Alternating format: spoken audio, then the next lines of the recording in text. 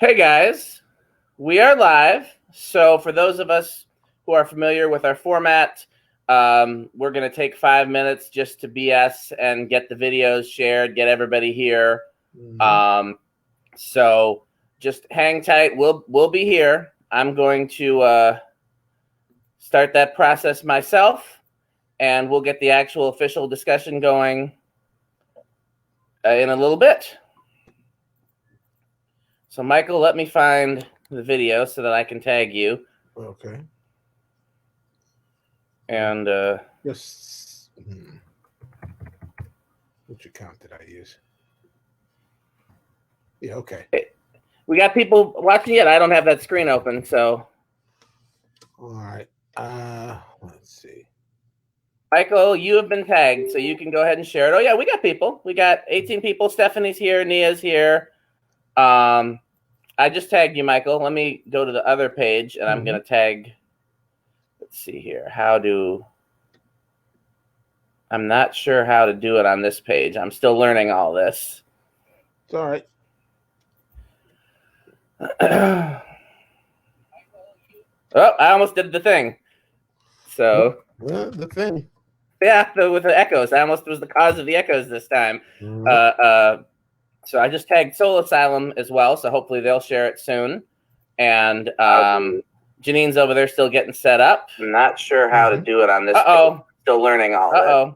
Let me mute Michael real quick while it does that. So, hey guys, if you're here, please like and share the video, and we'll get started in a little bit. Dave's getting set up. Michael's sharing the videos. Well, so hopefully they'll. He still got it.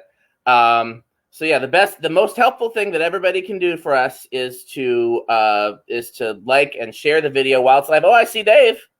Let's unmute Dave, and let's unmute Michael. So, whoa. So crackly. So hopefully that. So. I get a delay. It's kind of cool. Let's see where we're at. Okay. Holy shit! Tacos. What you like, soft or hard? Hard. Oh, there's tacos in. Yeah, I'm just ordering for them for a little later. Okay. It's all breaking up. Am I supposed to be able to hear it? Yeah, you should be able to hear us. You can't hear? Yeah, it's breaking up. It's You still sharing, Michael? I finished already. Well, check my work and see that I did. Yeah. Exactly. That's tolerable. Thanks. Yeah, I think you still have it. I still think you have to do your main account, Michael. I only see the backup account. So, okay. What? I'll go back to my other account. Yeah, I know, Sarah. We'll be able to see Dave once everything gets started. We're doing the setup here, and we're doing so everybody can share the live videos. So for people who are watching already, we haven't started the discussion yet. Dave's just swatting at the delay in case that helps. Try not to think about it. Yeah, I can count 1, 2. There it is. So, yeah, I'm missing every fourth word, third word. We're still getting set up. If everybody wants to like and share the video while we get here, and we'll get started in a little bit. Can you hear me? Yeah, we can hear you great, Dave. You can hear me, Michael? I can. Can Michael hear me? Michael, can you hear me? Can you not hear me when I'm talking, Dave? You can? I can hear you. Can you hear me? Looks fucking awesome.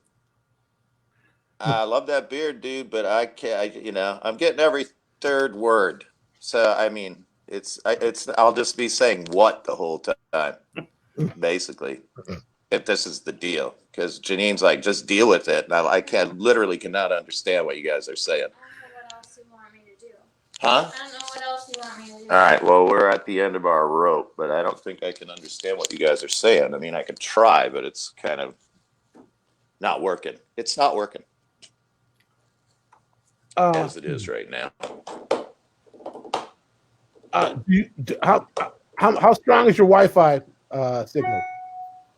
Pop deep. That's what I'm hearing. Pop deep. How strong is your Wi-Fi?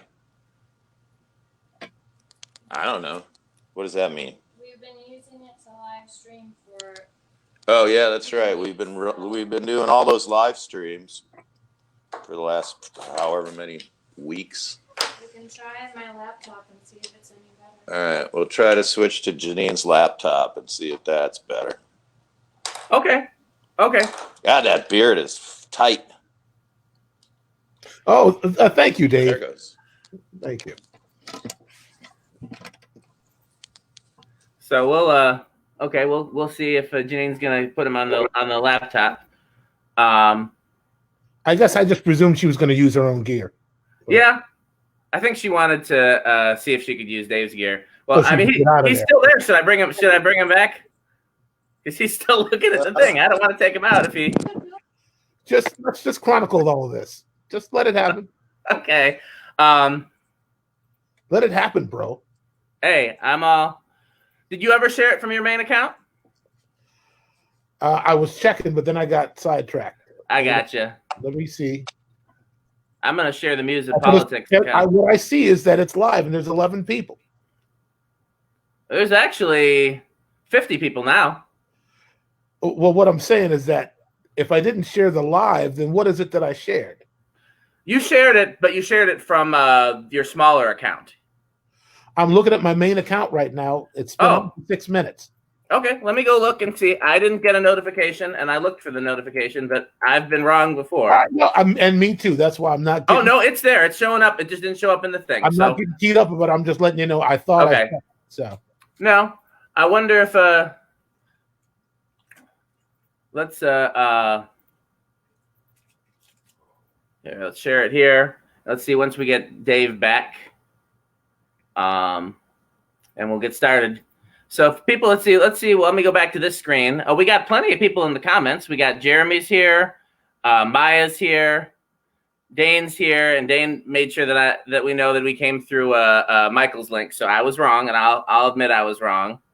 So yeah, we got plenty of people here already, and we just we have to work through the kinks every week. It's technology does not make it easy for us. Or we don't make it easy for technology. So I think I was looking to see if Soul Asylum shared. They're probably waiting on us to get our act together before they share it. Oh, we got, okay, let's add Janine back. Is that better? It sounds better, yes. Yeah, it's much better. Okay. Hey, Janine. So, All right. Does everybody who's watching know Janine, Dave's manager? She is wonderful. Oh, Dave, you're fine. You want no lettuce, no cheese on yours? Thank you, Dan. That's very sweet of you. You're welcome. Well, then I was like, oh, man. Hi, Michael. Good to see you. Hi, I'm sorry. You know what? I'm being rude. I'm looking on this menu, and I'm looking at y'all. How are you, Janine? I'm good. Good. So you can hear me. That means Dave probably can hear me also. I'm not. Yeah. He ran off, so just Okay. waiting for him to come back. That's not a problem. We know how it. I know how it is. So. Somebody in the comments asked if we could share it on the event page. It's already shared on the MUSiPOLiTiX page. I don't know how to share it on the actual event. So let's go ahead and make it happen. Here, let's take all that down. Nia said, Janine, what are your thoughts about universal health care? I would like to have some. Oh, hey, this is much better. All right. All right. So let's go ahead and get started. Welcome this week. If you haven't already, the most helpful thing you can do for us, like the live video and share it. So welcome to MUSiPOLiTiX episode 8. So excited to be here. I'm going to introduce my co-host. Much better. What'd you do? And then my co-host is going to introduce our guest. My co-host has been written up by almost every major drum publication as the best drummer on the planet. And I happen to know him. I happen to know him as. Oh, Dave started that? Dave said it to a writer for the Star Tribune, and it was the headline of the article they were doing on me. He just said, well, he's the best drummer on the planet. And the dude went with that. And the next week at Bunkers, just a bunch of dudes on the dance floor looking, okay, well, we came to see the best drummer in the world. Yeah. What you got, best drummer on the planet? Well, I was going to. Thanks, Dave. No problem, man. I'm sure they learned a few lessons. I'll stand behind it, man. I'll stand behind it. I have experience. I've auditioned 300 drummers. No, yeah, you do. You've had your fill of interactions with other drummers, and it took you a while. Took you all the way to Sterling to get one that you really liked. That's right. And between all those drummers, I had to audition. L.A., New York, L.A., Minnesota. To be honest, I moved to New Orleans because I thought there would be great drummers there. I mean, that was at least part of why I loved the city of New Orleans, is because the rhythms are so intense. I was like, I'm going to find. And Kerry Brown was the first guy I played with. Yeah, well, you know. Yes, and while I like a lot of drummers from New Orleans, I know what kind of, giddy up you need to be in Soul Asylum. It's it takes more than just being tasteful and knowing when to, when knowing how to play tasteful and whatnot. You got to have power and precision, and you got to be precise. Consistent. Yes, consistency is important. Consistency over precision. Yes, and not only that, because then you would sound like the dude in Living Color if you had too much precision. All right, I like Will Calhoun. You can say what you want. I do too, man. There's a lot of precision. Well, all right. Well, at least we both dig him. He's precise. I think he's incredible. But every drummer ain't the right drummer for this band. It helps that we both grew up listening to KQ, I think. Yes. Right. I did an English. I did an interview with an English drum magazine, and I was like, "Hey, listen, man." He's like, "Well, I just never thought of you as a rock and roll drummer. I'm so impressed with how you sounded soul." So I'm like, "What do you think I came up on?" All we had was album rock. So I learned from listening to Phil Rudd, a bunch of English drummers. Simon Kirk from Bad Company, great pocket, incredible drummer. KQRS, in case people don't know, is the classic rock station in Minneapolis that was classic rock before really they had the term classic rock. Right. But it was like kind of one of three choices of what was on the radio. So I'm sorry, Dan, did you really want me to go back and say, and to my left? You don't have to introduce me, but you should at least introduce our guest to people that might not know him, because we might have some regular viewers that might not realize that we have yet another legend. The gentleman here next to me, his name is Dave Pirner. He's a great American songwriter. He's the leader of Soul Asylum, which is the most successful rock band in the history of this state, Minnesota. And our new album, Hurry Up and Wait, just charted higher than any other record we've had out since Let Your Dim Light Shine. It was actually, I wasn't expecting so much success, but I'm certainly glad to have it. When I found out it charted it landed in a significant place. Yeah. People are interested in turning back on to Soul Asylum. Maybe I don't know why, and I don't have to know why, but we've been toiling away at it, and we're getting closer to our goal, which is to represent real music. Because Dan, especially being a guitar player, you probably know Like somebody's got to keep it going. I think you know you can't listen to the Foo Fighters all day. You know, and also I mean I think that Dave Grohl would also admit Pern's a better songwriter. So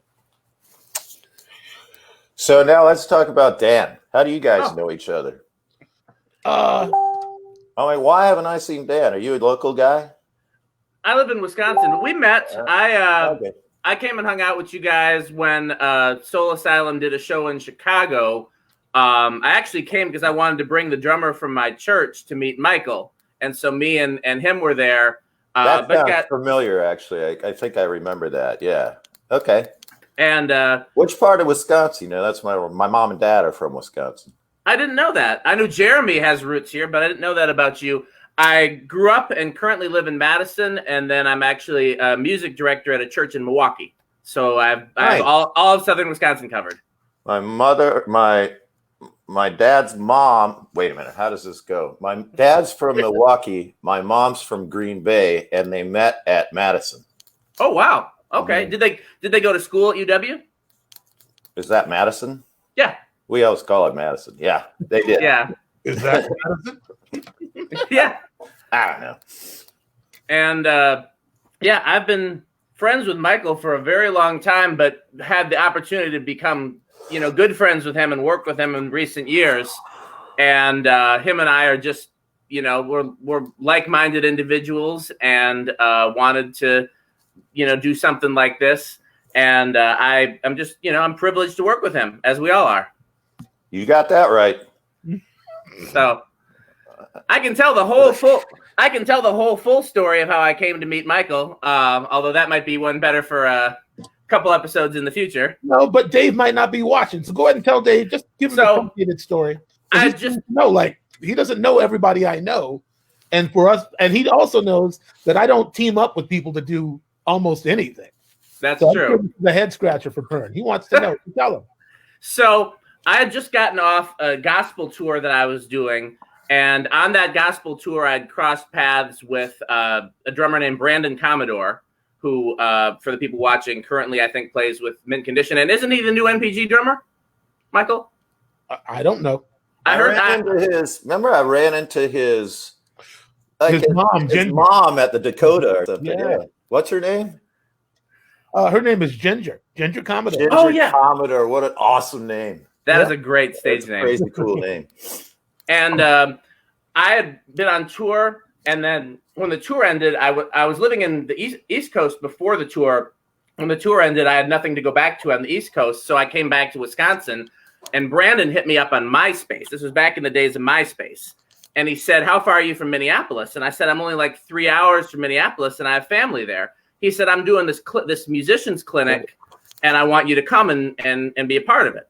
And so I went up to Minneapolis to be a part of his musicians clinic, and they were talking, and pretty much a who's who of Black Minneapolis musicians were there, but 2 drummers were missing.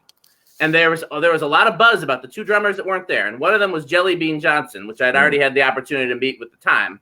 And then the other one I'd never heard of before, but they described him. And they described his physical stature, and they described his playing, and they described his ear and his mind and his approach and his method of communicating. And they didn't mince words. They were very frank about all those things. And I said, this sounds like somebody that I really want to meet.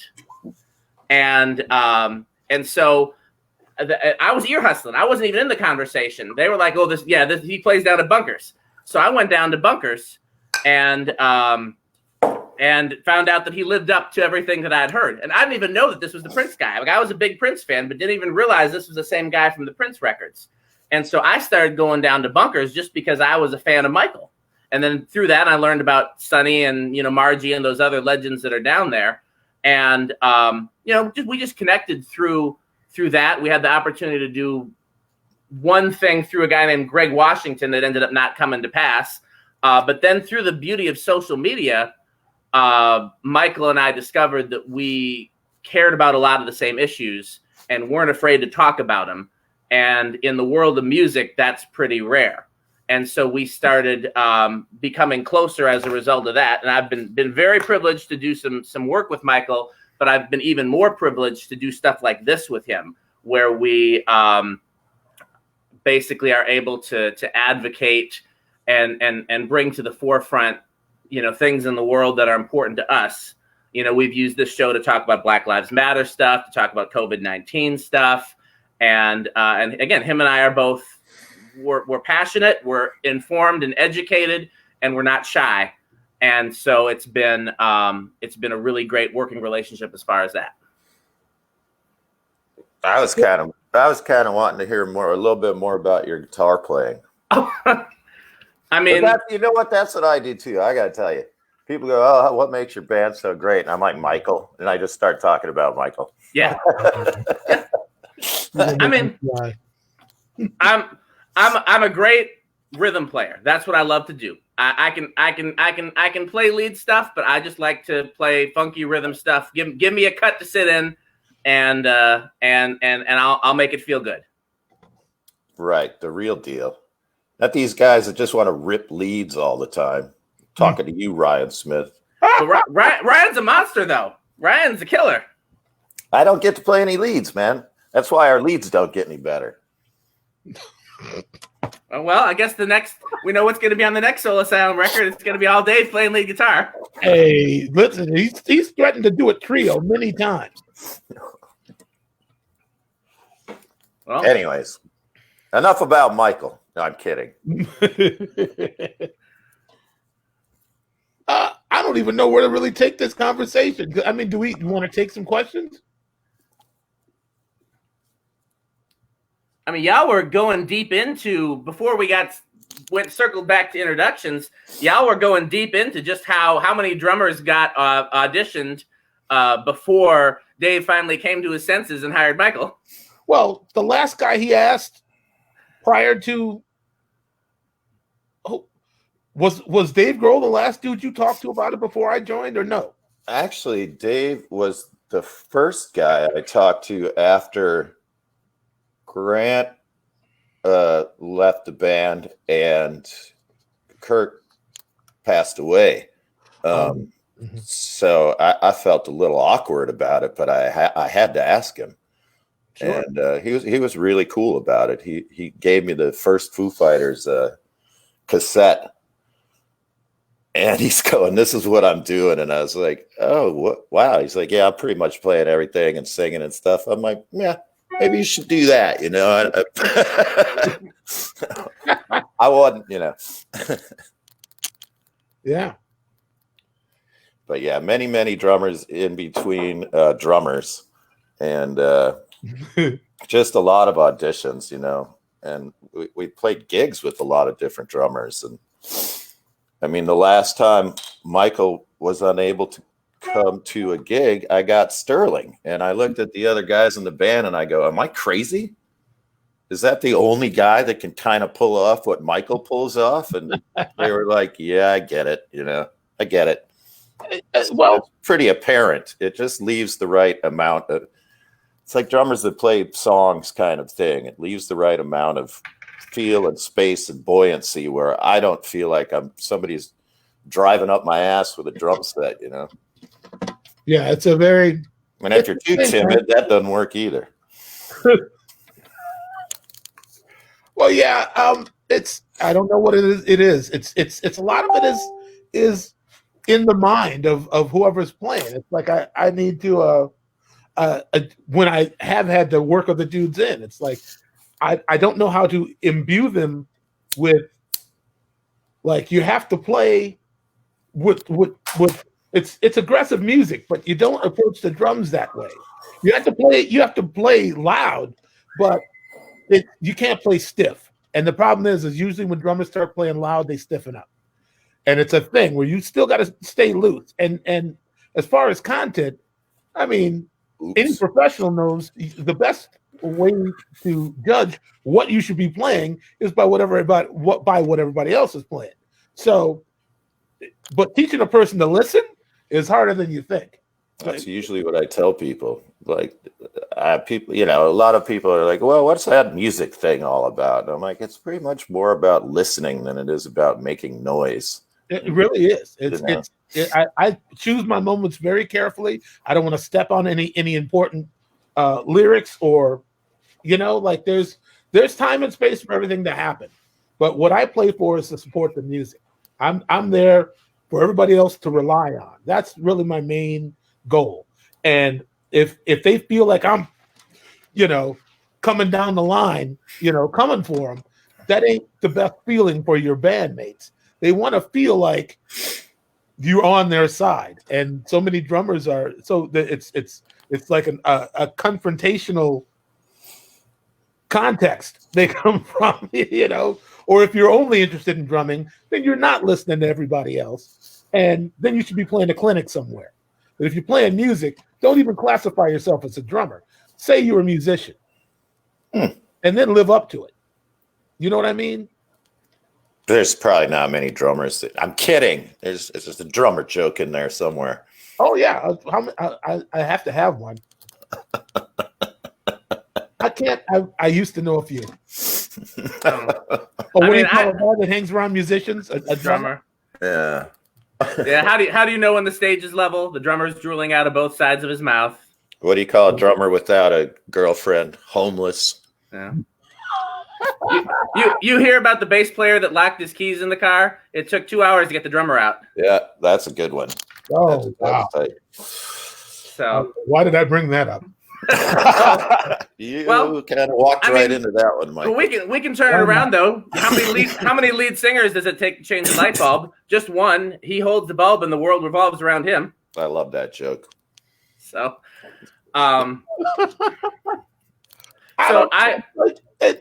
it's very this is the chemistry is weird here because we normally get into all this, you know, this heaviness, and Dave is certainly can not only keep up, but he could lead us through it. But I don't know how heavy I really want to get with it. Well, did you see there was a question? You want me to put it up on the screen? Sure. I mean, other than that, it's just me and Dave kind of vibing on each other because I haven't seen him in months. Well, I mean, we can do both. I was going to ask some music stuff, but I'm happy to get into the politics too. Well, let's make sure they get the money. In Detroit. Yeah, I kind of agree with the mayor in Portland that's saying get these guys out of here. They're just escalating everything. That makes a certain amount of sense. If you've got a bunch of, you know, whatever you want to refer to protesters as, people that don't like fascism, and then you put a bunch of soldiers on them, it's just going to make it worse. I don't understand anything other than that, really. Isn't that kind of just feeding into the whole, oh yeah, man, now you want to rumble? Fuck you, get out of our city, you know? Sort of, yeah. It does seem to completely miss the optics that they're doing everything that people are protesting them for doing in response to the protesters. Like, if we're protesting the murder of unarmed civilians, they're then turning around and murdering protesters. You know, it's just, I don't get the optics of it. I don't see, you know, I mean, I guess I have too much humanity because it doesn't make sense to me. It's aggressive. Yeah. Speaking of aggressive. Right. You know, I mean, that's not how you do it. I thought the mayor of Minneapolis did the right thing when he just pulled all the cops out of the neighborhood. It helps things to not get worse, you know? Yeah. I mean, I think he did everything that he could do, but I was a little sad when he went down to the George Floyd memorial site and they started saying, "Go home, Jacob." Yeah. I'm like, come on, man. Why are you messing with a little mayor like that? Little mayor is all right, man. I believe he's gonna blossom into the job. He's gonna be a much better mayor than people are expecting. I have high hopes for him. Deliberate escalation. Taunces. What does taunces mean? Trying to see is what she meant. Yeah. Oh, trying to see. Got it. Okay. Yeah. You know, I agree with that. Yeah. You know, because it's trying to, you know, it's just trying to sort of teach people a lesson or scare people or show them who's boss, you know, and that's, you know, I think that's the way the president thinks. Like, just brute force is what's going to scare these people from doing this. Yeah. And I think it's probably the opposite. Yeah. It's I mean, he's been on the bully train since he got in. Yeah, that's right. You know. We try not to refer to him by name here. We've been calling him Voldemort or the one who shall not be named. Just That's right. He went off script because Pirner can say whatever he wants. He can say whatever he wants. I'm just. I got him on the show is to say whatever he wants to say. I just called him the president, which I'm still not saying his name, but maybe that's. Oh no, you can say his name if you want to. I was not just derogatory enough. Yeah, I was just. Could Spike Lee call him Agent Orange? Yeah. Yeah. I was just letting you in on our joke. That's all that was. I wasn't trying to say you couldn't say anything. Andrea wanted to make sure that we brought up the moms that band together to protect the protesters. Unfortunately, they started tear gassing the moms too. I thought it was a great idea. Yeah, they're really showing that they don't care. I mean, you know, they're trying to make sure we realize all lives matter. Like, oh, we'll bust these black people. We'll turn around and get a couple of white people too. That's what the president said. That was weird. Uh-huh. Agent Orange. Yeah. Oh, white people die from the cops too. What a fucking dumb Let me show you. What the hell? Yeah. All right. Okay. All right. Let's get into some stuff that some of these fans might not know about, Dave. Because I want to know, Dave. Is anybody specifically that made you want to write songs, or was it just something you started doing? Did you hear a song, go, I could do that, and then pursue it, or? I think I'm pretty typical as far as somebody that was really brought into music via punk rock, the Ramones. That's when I started going, that sounds like I could decipher it, you know, like not like, oh, I could do that, but it's too easy or whatever. But like, it's like Woody Guthrie.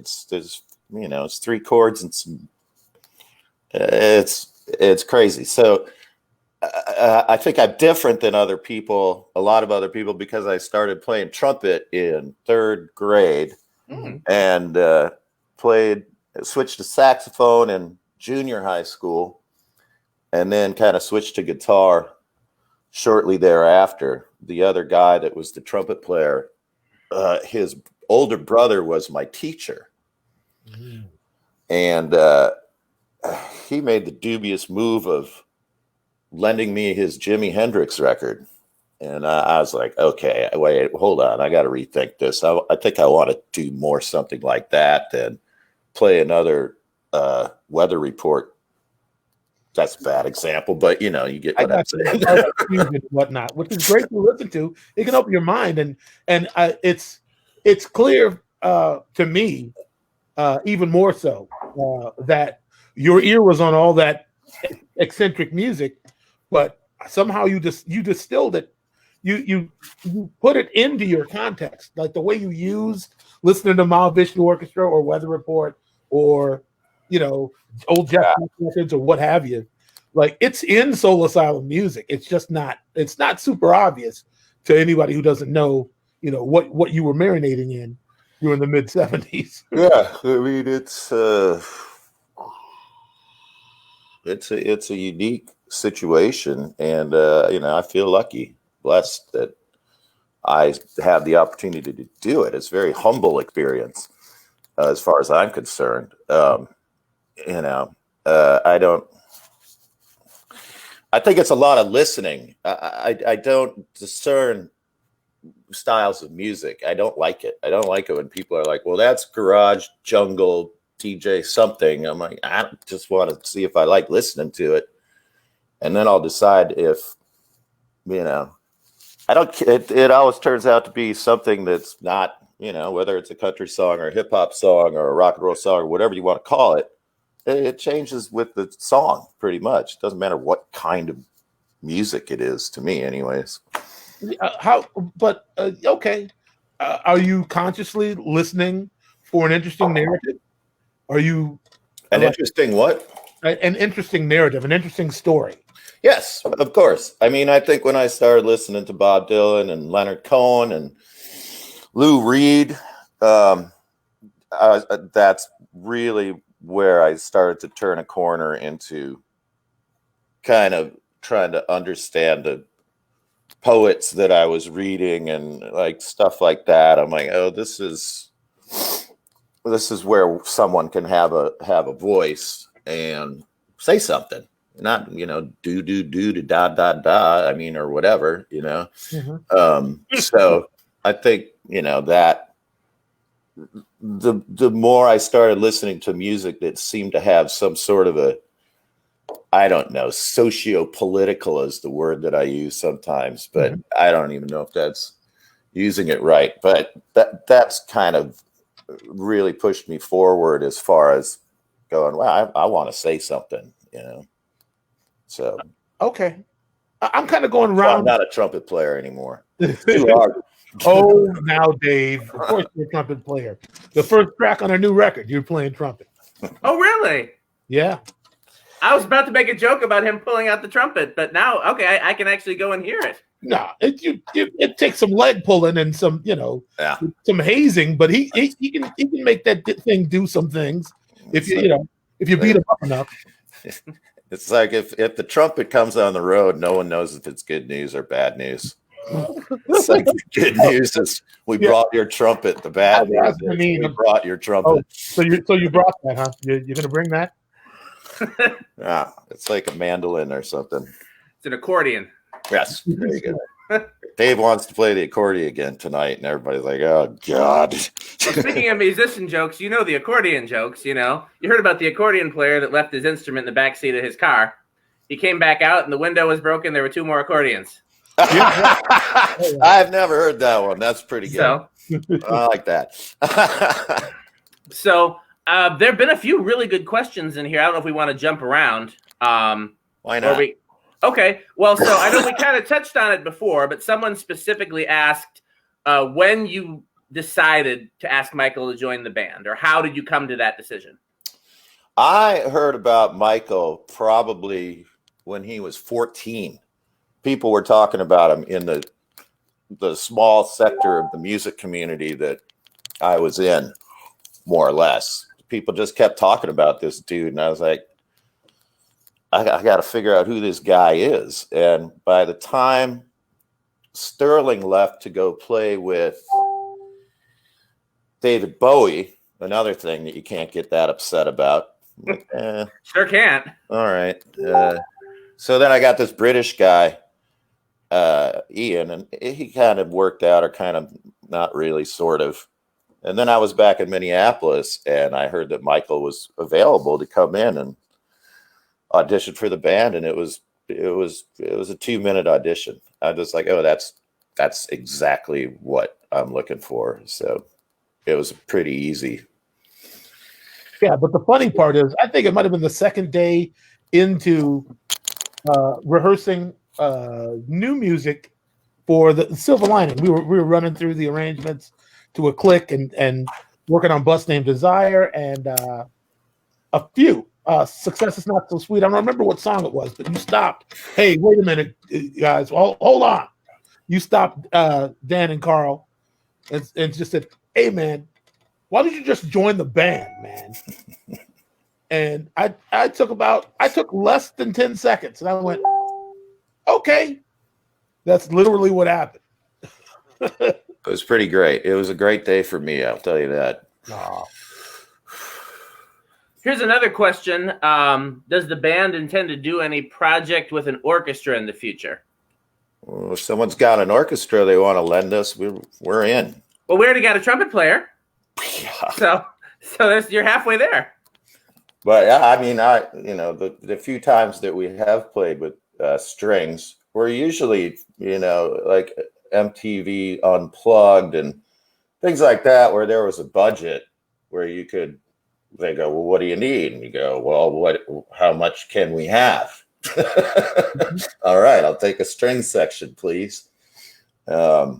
But yeah, I mean, I do remember sitting in the Minneapolis Youth Symphony Orchestra because I had a sticker on my trumpet case, and being overwhelmed by how cool it was to be in a band that had 100 people in it. I was just like, this is so cool.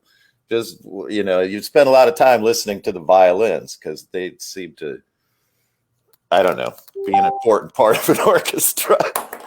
But yeah, it's pretty amazing. I mean, it's really cool when all those musicians are playing together, and it just sounds gorgeous, you know. So yeah, you know, classical music is also not something that I shy away from, you know. So the last question I'll throw up there for now is somebody asked, is there a similar story with Ryan as there is with Michael in terms of how did you find him and, you know, decide that he was going to become?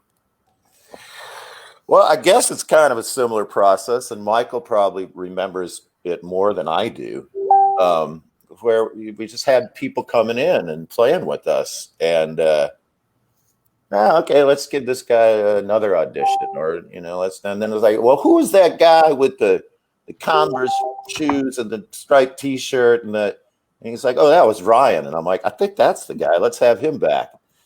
And then it kind of became apparent. That's my recollection. Michael? Yes? I was just to see if you had anything to add to that question. I'm sorry. I was distracted because I was trying to tell my friend Gabriel that we're having him on August 11th. I think he thought that I was just clearing something up. I don't even know what you guys are talking about. Basically, Michael, I was just saying that we brought Ryan in for a second audition, and at that point, it was pretty obvious. We had auditioned a lot of players, and he just seemed like the right fit. And that's kind of how I remember it going. And we played with a lot of great guitar players. You know, the weird thing for me is that I kind of enjoy auditioning other musicians because I've been playing with a 4-piece band for 37 years. Yeah. And it's just fun to see what else somebody else is going to bring. And the pressure's not on me, you know. Right, exactly. It's the one time that I'm not staring at Dave during the entire set going, come on, man, give it to me. So there is that. I think I always felt that Ryan would be a good fit. I didn't know him so well, so I set out to get to know him so I could give him, you know, so I could be sure, because being in a band is like being married. Like, you know, it's like it's gonna be more about the time you spend with a person than it is really the time you're spending making music. It's, you know, because on a tour bus, you're talking about 22 hours of nothing. Yeah. You know, which is a nice segue for me to say the last time I did one of these, what are these things called? Zoom things or something? This is just a live broadcast on Facebook. So they're asking me a lot of questions about the situation in Minneapolis, and I'm like, well, if you want to, I mean, I said, unfortunately, I'm blessed to have 2 African-American dudes in my band, and they don't give me a hard time for asking them dumb questions, and we have really great conversations. And and like you were saying, with 20 hours on a bus, you better like who you're hanging out with. Yeah, exactly. And, you know, people ask all the time, what's it like? I'm like, it's family. I mean, I say to Winston, I say, can I ask you a Paul Mooney question from the Chappelle thing? Like, ask a real black person, like, or whatever. and while he's like, okay, you know, and it's some dumb question. And he's like, Pern, let me try to explain this to you.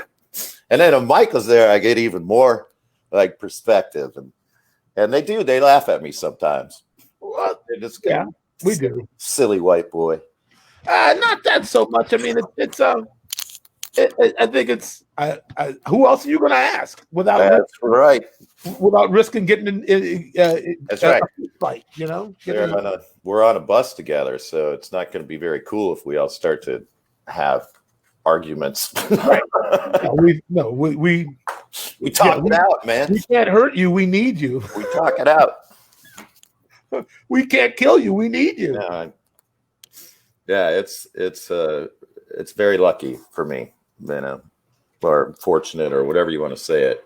I've been blessed with some great musicians, and their opinions matter to me as much as anything else. And I don't, doesn't matter what color their skin is, but obviously there's a caveat between the races more so than ever. I just think it's sad. I don't understand it. The civil rights movement was so long ago. What the hell is going on? How is this possible? I thought we had made this progress in the 60s, and it doesn't seem to be getting better, which is sad. I got you. Except for all those depressing records in the 70s, like What's Going On and Talking Book. And essentially the civil rights movement. I always say that it failed, and people go, well, no, you got the Fair Housing Act and you got the right to vote. So it wasn't a complete failure. I'm like, yeah, okay. And up until Memorial Day weekend, you could also say they stopped killing us in the street. And then you got George Floyd. So it's like, okay, I can't even say that. Right. It's depressing. It is. It's weird. I don't find those records very depressing. I find them really like what's going on just as like a breath of fresh air for me. And it seems more relevant than ever right now. Yeah. But Berry Gordy was petrified. He was scared. Right. To drop that record. He's like, we don't do social commentary at Motown. You're going to bankrupt the company. Mm-hmm. We can't get behind this. They wanted to be the sound of Young America, but they had to realize that Young America was developing a conscience, and Marvin was there before they got there. And it's to Berry Gordy's, credit. He did listen, and it's one of the greatest records of all time, And they more than made their money back for what they put into it. Same thing happened with Songs in the Key of Life. Stevie said, I got to do a double album. And Barry was like, where are you going to get the money to do that?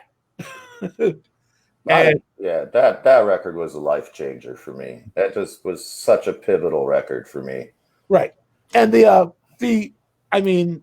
Songs in the Key of Life was the first double album to debut at #1. Huh. So, I guess I didn't know that. Yeah, it's Sonny and I were listening to Songs in the Key of Life on the bus in Italy. We were on tour, and the other dudes in the band were from Naples, from Napoli, and they come down stretching and yawning, and they start singing along to some. I said, you got Songs in the Key of Life. Michele, everybody knows Song in the Key of Life. Like, what are you, stupid? Steve changed the world with that record. So it's a masterpiece for sure. Mm-hmm. So I have a kind of a segue question. Of the songs that you've written, Dave, what would you like? So let's say there's a lot of people that watch our stream that are, again, interested in the same issues that we're interested in, and they may not be conversant in Soul Asylum. What are some songs that you've written that specifically address some of these same issues we talk about, like, racism and classism and disparities and things like that? What would you say are your most, what's the word you used before? Socio-political songs? Yeah. Do you want to do this or I can do it? Go ahead. I don't care. Yeah. Some of them are completely obvious. Black Gold during the mystical bridge, the musical adventure. That's the sounds of the street are from the Rodney King riots, which was on TV. So we just recorded the TV and put it in the middle of. I don't know how many fans knew that, but that's what all that. You're hearing the sirens going and everything. That's the Rodney King riots. It gives it a real context. Mm-hmm. I agree. Eyes of a Child is absolutely important. Somebody is saying Eyes of a Child is a good treatise on economic equality. Susie Griffith. Hi, Susie. Susie Griffiths is saying that. Hi, Susie. But yeah, even the name Soul Asylum was kind of it was a sort of a song that was kind of based on where rock and roll comes from, which in my humble opinion is kind of an African-American phenomena. So yeah, I mean, there's a song called Motel No Tell that's about Native Americans, and there's quite a few songs where I'm just commenting on my surroundings and how it affects me. Start treating people right, and it goes on and on. So, you know, I'll compile a list. That was, I like to sort of sprinkle it into everything a little bit, so I don't really write straight up love songs and shit. You know, it's not what I'm here to do.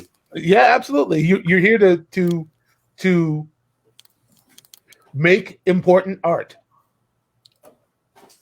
On that note, here's a good question that somebody asked a few minutes ago that kind of segues perfectly from there. Are there any new artists right now that are inspiring you? Me? Yeah. God, it's always such a tough question. And when I find a band like Cage the Elephant, I go, all right, there's a rock band. Or when I hear, I mean, I really like the Tiny Desk thing, the NPR thing. It's just so great. And that's the first time I saw Anderson .Paak. So I come to the practice space and I'm like, Michael, I just discovered this dude. And he's like, dude, you are fucking 10 years late, you know? I'm like, that kind of thing.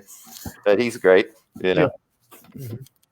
I see. I want to this. I guess this is the forum to tell these stories. We were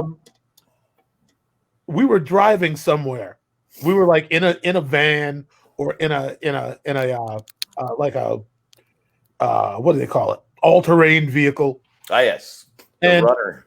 Yeah, and well, no, but this was like we were on the freeway. Okay. And it was nighttime, and you were behind me, and you pulled out To Pimp a Butterfly. Put this in.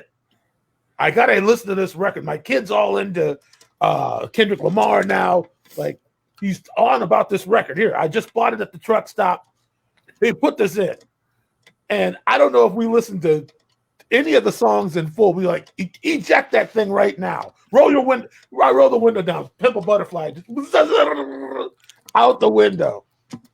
That's amazing. And then I went and back and heard it again and went, well, okay. Okay. Yeah. And then I went and saw Kendrick Lamar at Voodoo Fest with my kid and his cousin. And, you know, I don't know how much of it was how excited they were, but I thought it was great. So now I listen to him quite a bit. Yeah. It's sometimes the first time is a little shocking or something. I don't know. I agree. It was. I don't think it was. It wasn't Kendrick's night. He hit the freeway. He went right to the embankment. Some stuff hits you right away, and some stuff takes a few. And it's hard for me because I'm one of those people that if a song doesn't grab me in the first 10 to 20 seconds, I usually hit skip. And then sometimes I'll miss out on some songs that I'll go back and love because I didn't have the patience to fall in love with it the first time around. Yeah, sometimes you got to be in the right headspace when you're listening to something new. You know. Also, there's so much music that I'd rather be listening to that I know is going to deliver. I mean, the first time I played the Sex Pistols record, I was like, what is this? What, the Nevermind the Bollocks? Yeah, but something inside me went, play it again. Okay, I'm starting to get this. Okay. So same here on that one. I bought it because I figured, well, I've been hearing so much about this my whole life. I need to see what this is about. And they came on, and I was like, I don't know about this. Who's this Malcolm McLaren guy? Is he in the band? Yeah. No, he's not in the band. He's some sort of idol maker or some sort of. Yeah. And then I find out he's got ties to like Africa Bambaataa and so on and so forth. And, you know, so I came around with the Sex Pistols. So I threw Eric's question up there. I thought it was a good way to segue in case anybody hasn't downloaded the tracks you currently have on the website. It's really hard to do live concerts right now because of the pandemic. But Soul Asylum has on their website 2 tracks for free download, but they ask you to sign a petition for George Floyd and to make sure that you're registered to vote. I think that's probably about the only Live Aid type of concert that could be done right now. Wouldn't you say, Michael or Dave?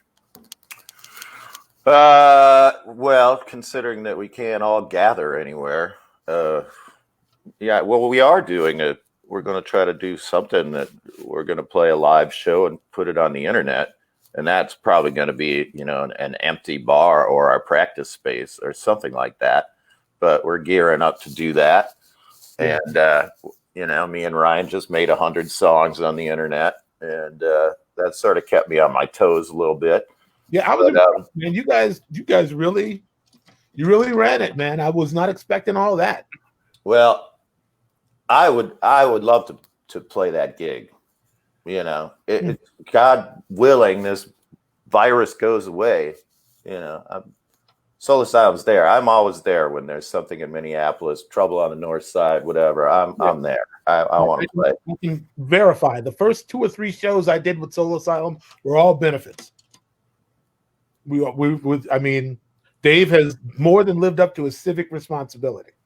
Yeah, that must have been a little discerning. Like, don't you guys ever get paid?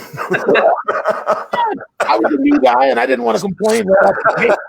But I'm like, if you guys are working for free, who am I to complain at all? So, but they were cool gigs, all these things that I do where, the musicians in Minneapolis come together. It's always really great because you're out of the context of, oh, well, this is that kind of a bar, or this is that kind of a band, or this is that. And then we all play together. And God, me and Michael, as far as I'm concerned, have had some great experiences. Just sort of thinking outside the box of let's rock First Avenue for the rest of our lives, or which we will. Well, I was telling Dan earlier about when we did that the Dakota with Larry Long, the American Roots Review. That was such a rewarding situation, and you put people together who don't seem like they should go together. But I mean, really, it was such a love fest. I mean, Dave started singing, and I remembered you kind of looking at Robert Robinson, thank you, saying like, well, I'm no great singer like you guys, and Robert was like, no, you move me, you make me feel something when you're singing, and that's really important. That's really kind of where it's at. Because I just this guy is unbelievable. And I had not been in a room with him yet and really heard him sing. Right. And this was just at rehearsal. And Dave was just like, wow. And then got on and did his thing. And yeah, really, it's like, Dave, it's not something technical. It's not a matter of something you can practice. I mean, all other than just being honest, I mean, I think that a person's sincerity is all they really got. True that. It's like, if you're not coming from a real place, I'm not really interested. Yeah, and it seems kind of, what do you say? It seems kind of prevalent that people are kind of going along with it until they're not having hits or whatever, and then they go on to do something else, which we're all lifers at this point, pretty much. Isn't that bizarre that you really can't fool the public? Like, in that respect, like, they know the difference between a fraud and somebody who's bringing it for real. Because it's then you're talking about the intersection of the spirit or things, the visceral things. Like, they can for some strange reason the public can sense if you're a fraud. Sometimes. I wasn't going to go there, Dave. That's all right. And speaking of that, I mean, this is what I've always thought, Dave, is that is it fair to say a lot of your songs are autobiographical? Yeah, it's fair. I mean, and I remember we had a brief conversation about how you kind of, every time you sing a song from your catalog, the ghost of whoever that person is about, or the ghost of the situation, is resurrected. Like, you have to go through all sorts of tactile memories and feelings about every one of your songs. That's weird. How exhausting is that? It was kind of just really going back into songs that I'd written when I was 18 or whatever, and just go and sort of feeling those feelings again. It's kind of exhausting because you know, I got a week to figure these things out, and then I'm like, God, I don't want to blow this, you know, because I haven't played this song in 30 years, so I might really screw it up. And I think that sort of added to the spontaneity of it. It's just live. There's no way out. You can't press it No up. way out. You Right. know? It's live and there's no way out. Who would you like to? I got a question for Dan. Who would you like to collaborate with and cut a record? You know, Audrey meant that for you, and not only that, Audrey's been to two of our shows. I'm sure she was asking you, Dave, but we can get to that after Dan answers. I mean, in all honesty, yeah, my favorite people that I have and haven't collaborated with yet are all Minneapolis. I would have loved to have done something with Prince. I actually got a couple phone calls and didn't take them, and those are that'll chase me for the rest of my life. You know, I'd love to do something with Jimmy Jam and Terry Lewis, and then Michael Bland and Sonny Thompson. And I've actually had that privilege so far, and I've, you know, God willing, will have that privilege many more times again in the future. But those are the list for me. Prince was at the top, and then Jimmy and Terry under that, and then Michael and Sonny. And if I had to pick anyone else, I'd say Stevie Wonder. Wow. But my thing about it is that, like, I don't know. I feel differently about Stevie. Doesn't intimidate me for some reason. You know, Sonny Thompson. Well, I have not met him, but my godbrother, the one that you've met, worked with him very extensively for many years, and I did come to a couple shows. I haven't actually gotten close enough to speak to him, but I was, you know, I got to get the vibe, you know. Every time I've seen him, he scared the mess out of me, man. Interesting. The first time we met was when Prince had he had a glam slam out in Los Angeles, and we had just played something for VH1, and then the after party was there, and Stevie was early, and we walked in like he came to sound check because I think he was gonna. Well, later on he sat in, but meeting him, it was like, oh, hey, Stevie's over here. He wanted to meet you guys, and the three of us looked at each other. Well, actually, the four of us: Morris, Tommy, Sonny, and me. And like, what am I going to say to Stevie Wonder? And we walked up. Oh, hi! It's great to meet you. I'm a big fan, and you know, and he was just sitting there, and he said, "Thank you very much." You know, there was that, and then there was also at the Prince tribute at the XL Center in October of 2016, with Chaka Khan came and performed, and so did Steve. And he hung around all day. I mean, he stood backstage probably for 30 minutes, just signing autographs, just hugging people, taking pictures. Like, he was so generous with his time. And I just said, "I love you, Stevie. Yeah, I love you back." Everybody just, you know, it's one thing to see somebody on TV. It can be different when you're in the presence of it, because you can't determine what happens when spirits interact. You know, like you get a sense, not with everybody, but you can sometimes catch a glimpse or a feeling of where a person sits I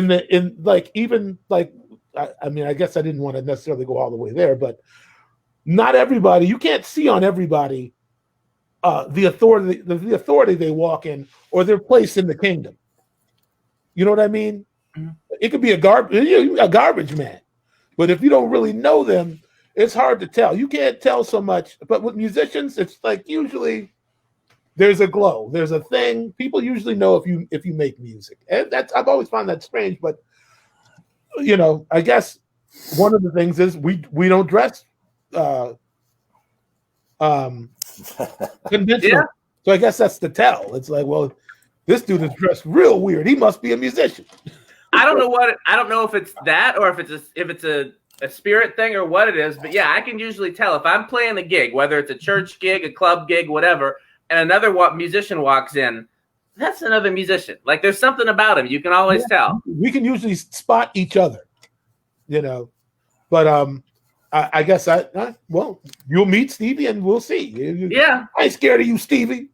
I mean, he just his spirit seems so warm to me that he doesn't, you know, he doesn't seem like when you talk about him being backstage and signing autographs for hours, he seems like genuinely that person. Yeah, I mean, he was not. I mean, he was. I mean, it's just you're dealing with somebody who's been a genius their entire life, basically. Yeah, you talk about somebody who changed the face of modern music. You know, it's I don't know. When every time I see him, it just the hits just start rolling in my head. I think about the fact that I've known Stevie Wonder's music. I've known of his existence since since I was probably 2 years old. You know, it's so that for me, it was like that would be almost like meeting Michael Jackson, which I never did, but you know, that would be weird. It'd be strange, wouldn't it? It seems like it. Like you'd have a lot of security issues or something. Oh, you're saying the actually meeting him would be difficult? Well, I could see why Dan would say meeting Stevie Wonder seems like a more personable experience than a more normal situation. Yeah, Madonna or Michael Jackson or somebody that everybody is lined up to. I don't know. I suppose. I mean, I guess. But again, it's like I think some of that has to do with the energy in the person, like what they attract, or what they're in pursuit of, or why they make music. Because we don't all do it for the same reason. I met. Wait, that's not how I meant to start that out. When my ex-wife was 7-8 months pregnant, we went and saw Stevie Wonder. And I really did feel like he could hear it or feel it in the womb or something. So then we're walking down Frenchman Street in New Orleans, and I see that Stevie's in the local restaurant eating, and I'm with the kid. The kid is 3. And my heart just started pounding, and I was like, I want to go introduce him. I want to introduce my 4-year-old to Stevie Wonder because it's meaningful to me for some reason. You know? But he was eating, so I'm like, I don't want to bug someone while they're eating. So, you know, I understand that, Dave. Yeah, I got you. I get that. So that was supposed to be a question for you, though, Dave, in terms of who you would like to collaborate with. I can answer that because the next person, the next person you're going to collaborate with is me anyway. That's right. He came in rehearsal one day talking about the Green Book. And we got all the way into it. And I think that Dave is the right person. Not a lot of people are qualified to tell this story about the Green Book or about, you know, he's got a very specific viewpoint about the disparate, the isolated, the shunned, you know, just people in unfortunate circumstances. And I believe that, I mean, I don't know, we haven't really written together, but I feel like this is really an important story to tell. And I want to tell it with Dave about the Green Book, what it means, you know, and the fact that it had to even exist, that a travel manual for Black people to avoid, you know, getting shot, lynched. What was it? 6 million copies? Is that the text that I sent you? I was like, holy shit, that's a lot of books. The fact that somebody, you know, felt it was necessary is that in and of itself. I mean, the fact that you need something like that to protect your life, and you're just a traveler. Yeah, you're just trying to get to where you're going, and somebody went, here's a guide to the places that are safe for you to eat, sleep, get gas, so that you don't have to give your life. You don't have to die just trying to make it to your destination. So I think that because of my familiarity with Dave's work and the fact that he brought it up that day, something just clicked inside me, and it said that we need to do this, Dave. We need to write an entire album based on the Green Book. I don't care how, from what perspective, or it can be vignette style. We can discuss it in terms of, you know, we can tell different stories, or we can, you know, or you can, how am I looking to say it? Or you can use it as a metaphor for the treatment of all people everywhere. Sure. There's so much you can do with it. And we're having this conversation for the first time really here about how to use the content. And did you like the movie? I have not seen the movie. I mean, I was telling you that my parents had that book. Whenever we go down to Bogalusa every summer, like that was how we knew. Well, here's my question: is how much were white people involved in the Green Book in a way that it was like they liked it too? Because this tells people that they can't come to our restaurant or whatever. I mean, that's I hadn't even thought about that. I don't even know. Talking about. Yeah, it's weird. Yeah, I guess you can use it for evil or you can use it for good. Like most things, most books. I think everybody, maybe not. Maybe some people never have that experience, but the sort of cliche, or I guess the first time I saw it in a movie was Easy Rider. And they just walk into a restaurant and it's just dirty looks, hairy eyeballs, people going, what the fuck are they doing here? How do we get them out of here? Mm-hmm. That whole feeling, you know, when you're young and you're in a rock band, you get that a lot. Oh, yeah, you really do. Mm-hmm. Like, who the fuck are these guys? What are they doing here? Why are they dressed like that? Like, what's going on? Right. That's just people not being familiar with xenophobia or being afraid of what you don't know, or just ignorance, I guess. Hearing anything different than themselves. Mm-hmm. So, I mean, I think you've known enough about that in your lifetime, and so have I, Dave, and for different reasons. But I really feel like it's a collaboration that needs to happen, and I guess that's all I have to say about that. We're going to collaborate because I won't shut up about it until we do. That's going to be a really interesting album. Looking forward to hearing that. Up with something great. If we come up with something great, you can't just give it to Ladyboy. That was a joke. All right. Okay. All right. Okay. I forgot about that. That's the last time I played. I was just like leveling the mix out, and he comes walking downstairs. What's that? There's a song I'm working on with Dave Pirner. He opens his notebook and just starts writing. This song is called Soft Boy Video Ho. I said, Say it again? He said, this song is called Soft Boy Video Ho.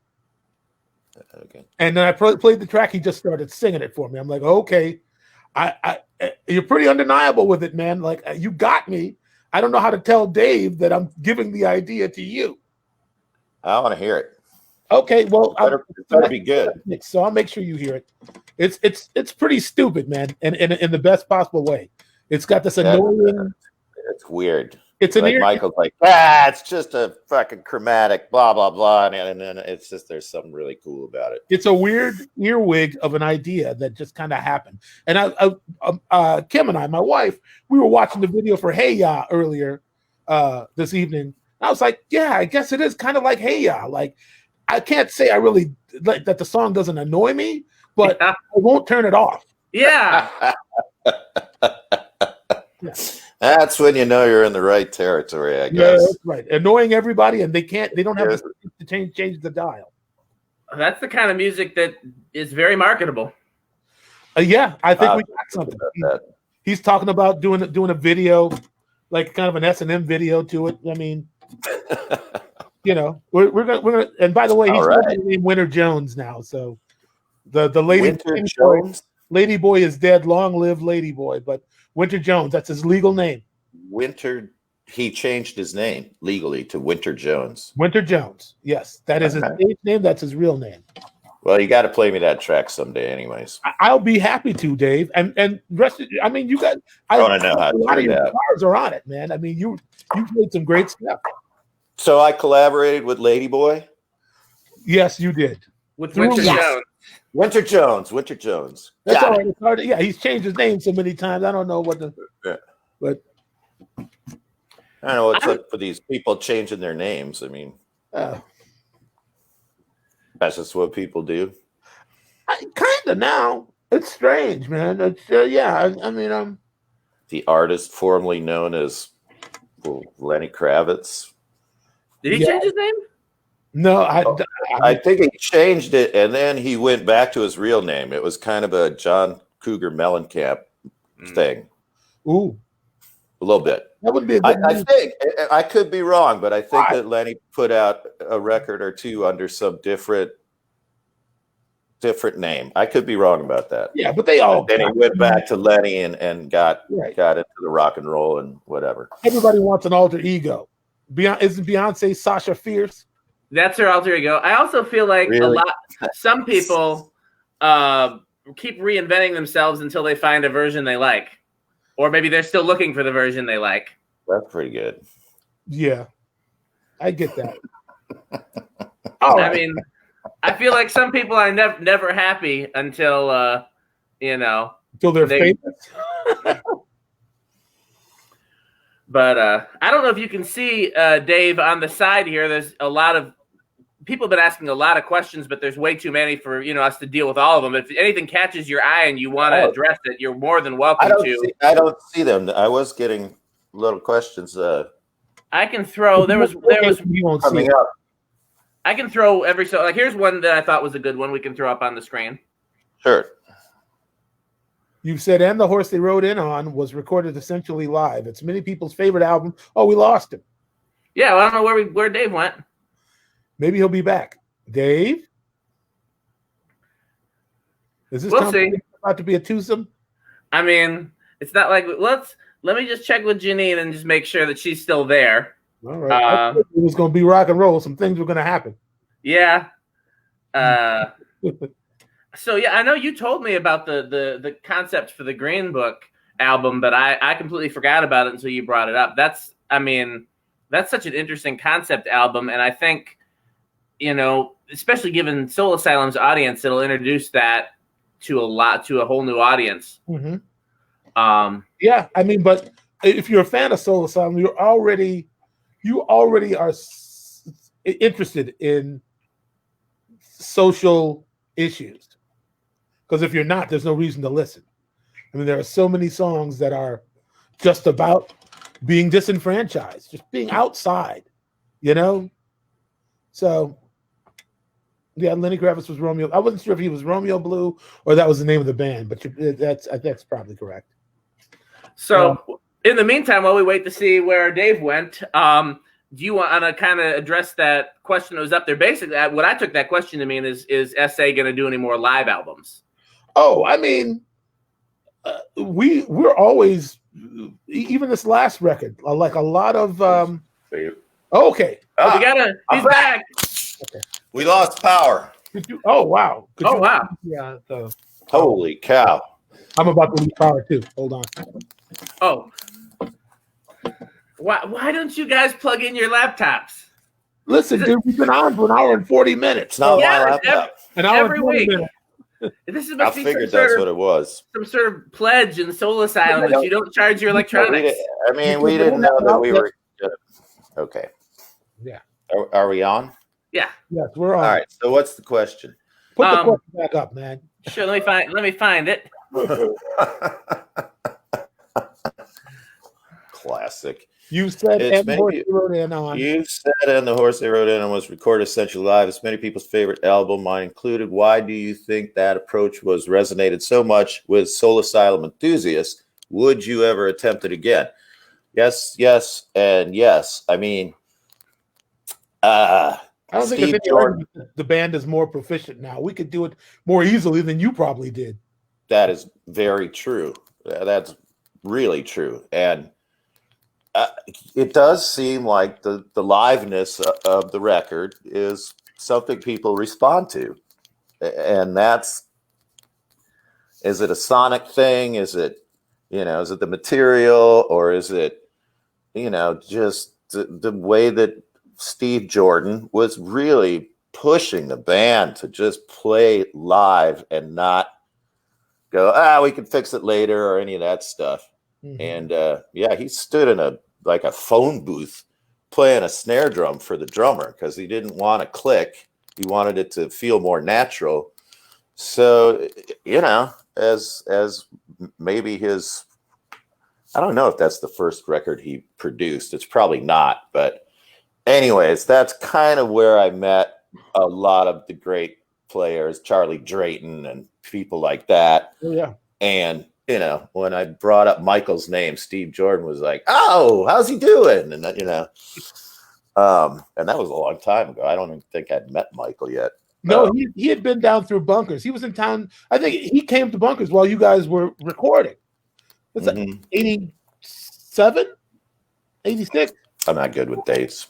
Something, yeah, sometime along that in that range. He came through and he ended up sitting in, but I didn't get a chance to ask him what he was doing in town. Yeah. So I presume that was it. I mean, I don't know what else he would have been doing here.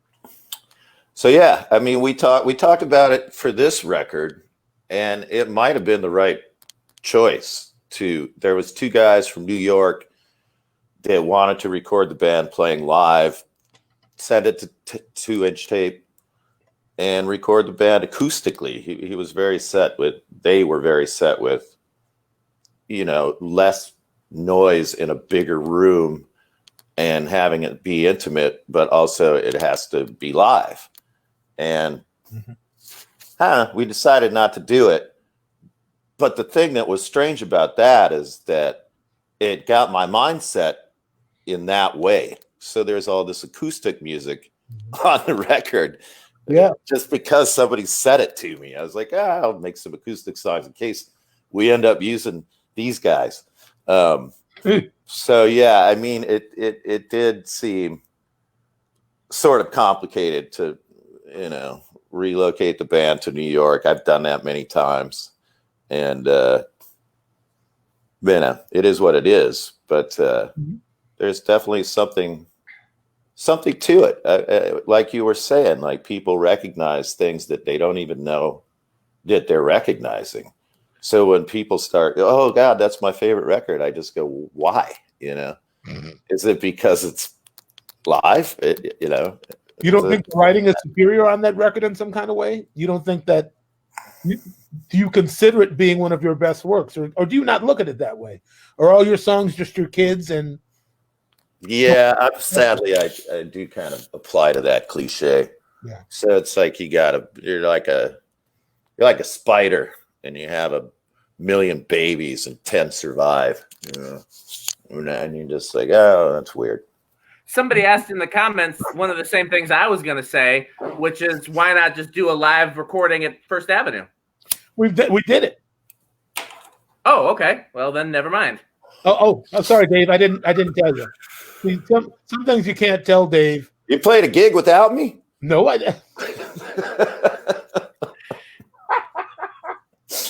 No, we multi-tracked the live concert at First Avenue last December. All right. Did we ever do anything with it? No, it's just sitting in the can. John Fields made a rough mix, and it's just sitting. I didn't know what we might want to do with it. Is it any good? Some of it's great. All right. Some of it would need to be fixed up a little bit because, you know, I mean, you remember Winston was under the weather and. Well, then it's not live. Oh, so we won't be putting walking on that one then, huh? It's an inside band joke. One guy was playing in the wrong key. Yeah. Once you start out that way, you're kind of screwed from the beginning. Yeah, where are you going to go from there? Wrong key, donkey. I mean, I feel like from what I've heard and having seen you guys live, I feel like Soul Asylum lends itself very, very well to live albums. It just seems like the type of music and the type of chemistry, because not every band has the chemistry to really effectively pull off a live album without having to then go and do a ton of post-production.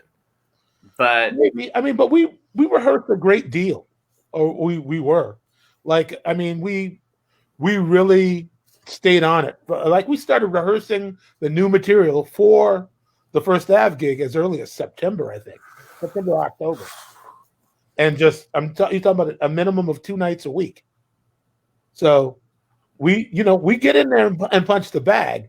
but it's impossible to say what's going to happen once you step on the stage, you know, and trying to maintain the same focus. It's just not realistic. So I don't understand musicians that don't like to rehearse. I know you and I have this conversation all the time. I love to rehearse. It's really something I enjoy doing. And to be honest, when I first started out with bands, my etiquette ritual, I don't know what the word was, but I was like a hockey player.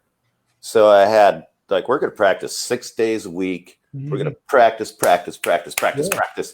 And that's kind of, I think, what, you know, it was just something that kept everything together in a way that it was like I wasn't having less than that. I was like, we need to practice.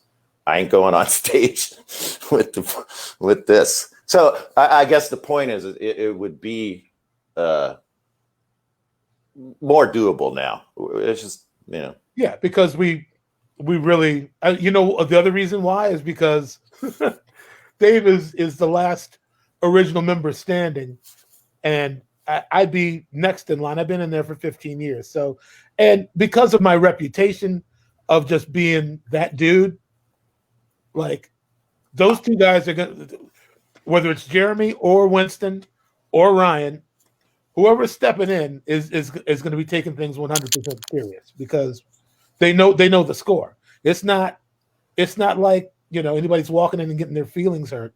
They know what we're there to do. They see me and Dave there. Dave uses me to threaten other people. That's true. It's a good cop. It's a good cop, bad cop situation. You know, what happens when Michael walks in here? You don't have it together, man. Now, then what? You'll be here in 10 minutes, you know. Well, that's how we all feel, Michael. None of us want to walk in not knowing the music all the way and then have Michael Bland hear it. I just want to make good music, man. That's all. I want everybody on this. I want to win. I want to win. That's what I say to people these days. I'm not a competitive person, but I'm going to win.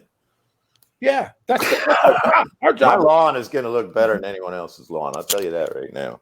You know, that's the other reason why I don't mind going out on tour and opening for anybody, because whether your fans like us or not, you're gonna know what just happened, you know.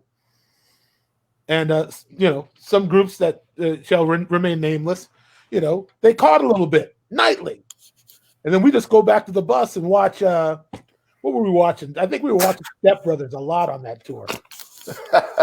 Either Step Brothers or that Peaches video was on constantly. Oh yeah. I get on the bus and it's yeah, right. Yeah. I'm not going to say the title of that video.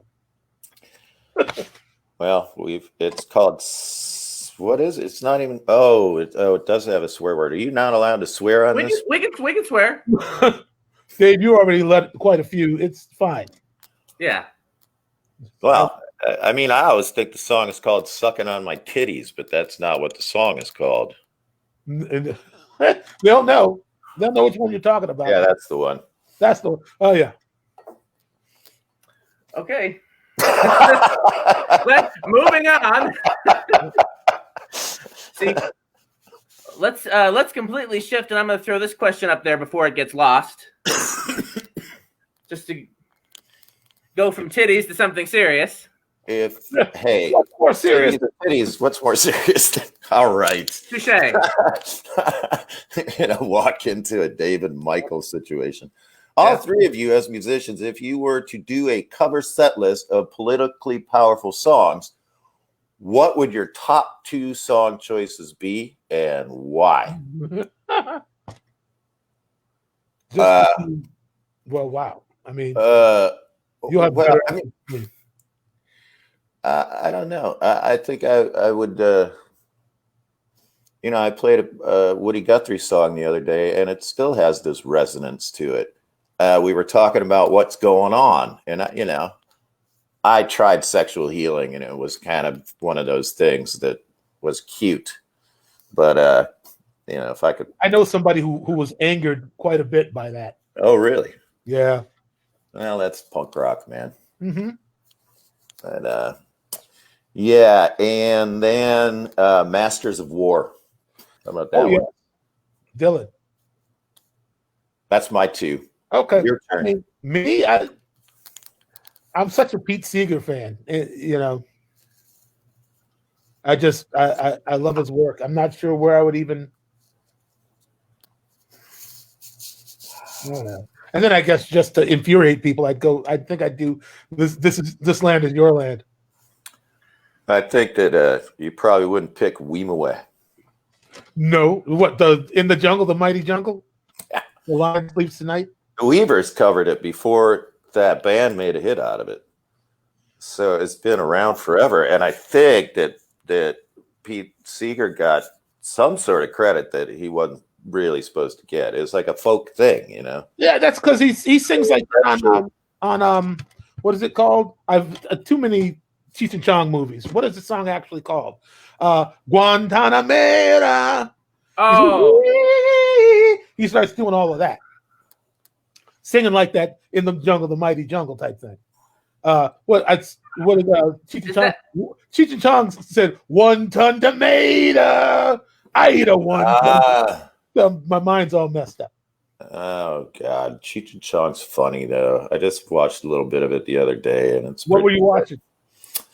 Up in Smoke. Oh, absolutely. You know, yeah, it's weird because from their stand-up routine, right? Things like that. I was never a stoner, but I always thought they were so funny. I was too young to be a stoner when I first started listening to Cheech and Chong. I thought they were hilarious. But yeah, you know. Yeah. Anyways, your turn, Dan. So I was thinking You Haven't Done Nothing by Stevie Wonder, which was his Nixon criticism. And then Michael made me look closer at Dreamer by Prince. I'd never paid attention to the lyrics in that song until Michael pointed out that was one of Prince's most woke songs. And actually, I was just talking recently, Michael, I was trying to convince Kingfish to do a cover of Dreamer. I thought that would be a really great thing for him to do right now, especially when we're all stuck at home and putting out, quarantine music. And I was gonna help him put that together. So that might actually even happen if I can talk him into it. Yeah. But and was definitely gonna talk to Michael about that. Well, you don't need my permission. I didn't write it. Well, no, I was going to ask for your help is what I was going to do. Oh, well, but because we both support Kingfish. But anyhow, I haven't even met him yet. Oh yeah, we'll have him on here one of these days. Mm-hmm. But those are my two, and that actually bringing up a Prince song is a perfect segue to this question for Michael. Oh, what comes to mind as similarities or differences between being an essay versus being an NPG?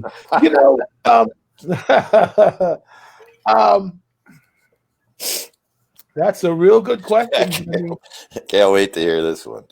I hadn't really thought about it so much situationally. Let me just go with what's coming to mind. Similarly, in rehearsal, it's for keeps. You're not just goofing around or going, yeah, I'll get it. Like it's serious. It's serious business. If I pick up the sticks, I'm there to do damage. I'm not, whether it's rehearsal, the gig, whatever. And that's how Soul Asylum is. We practice like we play on stage.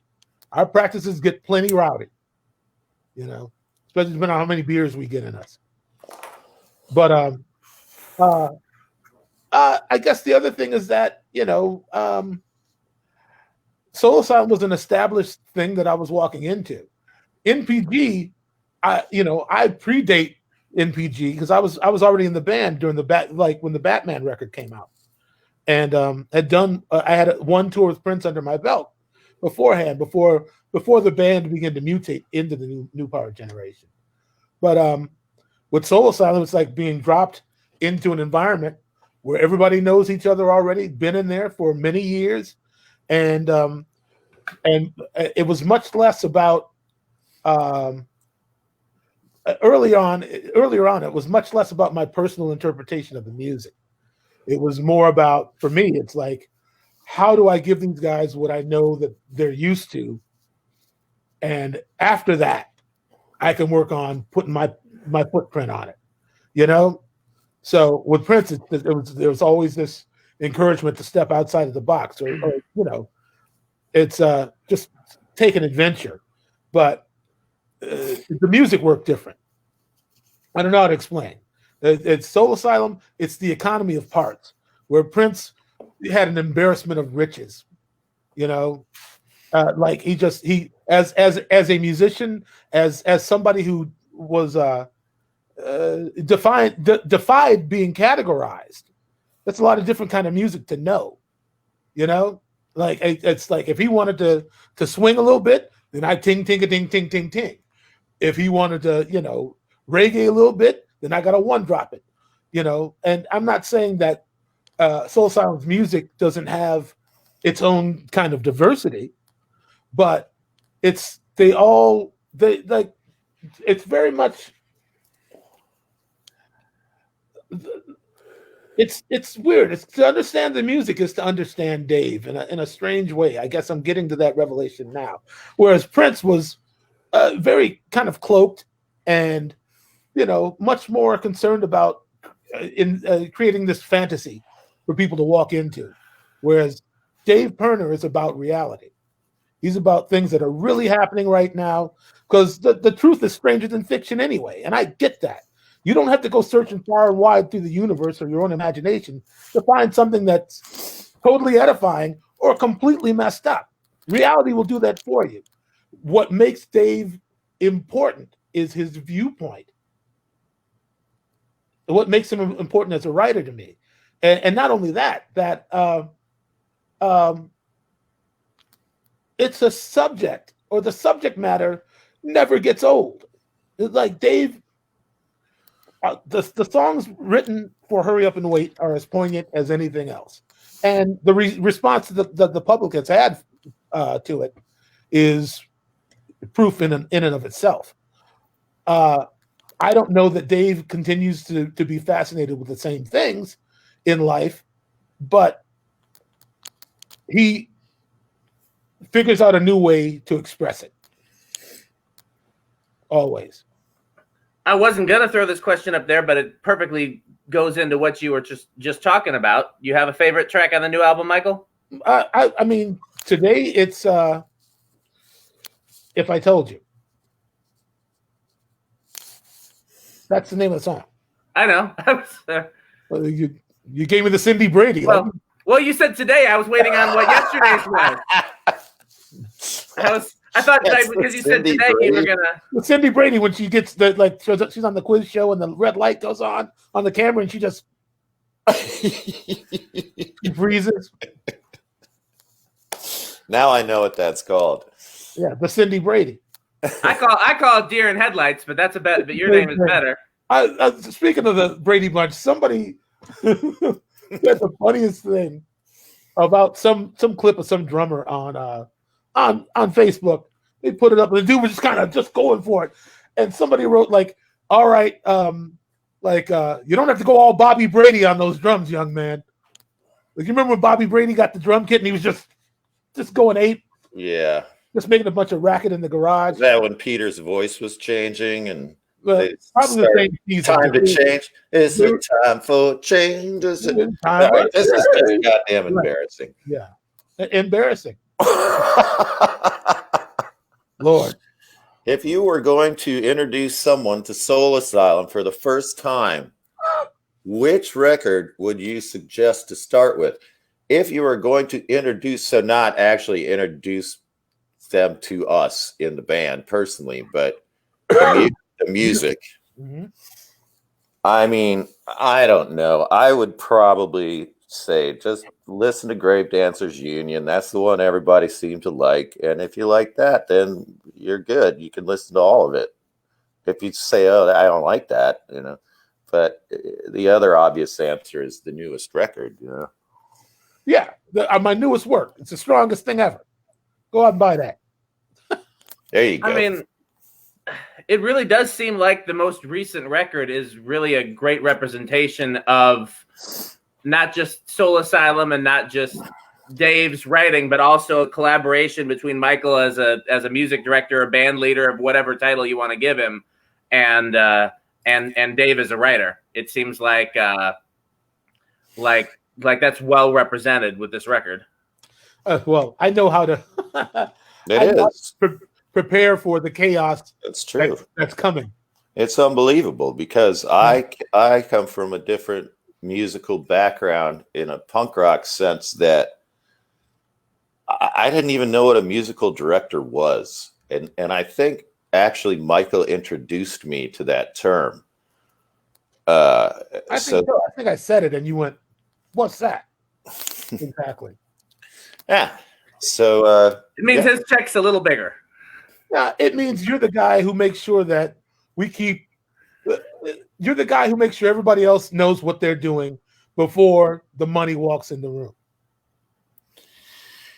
What female artist do you guys listen to have only heard male musicians mentioned on this show? All right, that's a really good question, Susie. I'll start.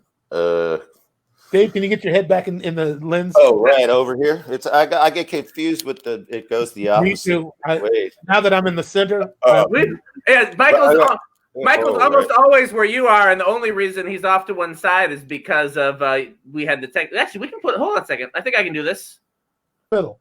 There we go. There we go. Now everybody's where they're supposed to be. Yes. Why is that? Oh, the guest is sandwiched.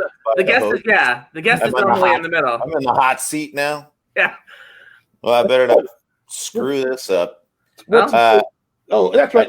Sorry, finish your answer, Dave. I love Aretha Franklin. I love Bjork. I love Liz Phair. Yeah, hold on. We mentioned Peaches earlier, so she was wrong. That's true. Aha. All right. It was a great question, though. Yeah, I think that's a good question. Jeremy was like, no, I think I heard a Peaches reference earlier. Yep.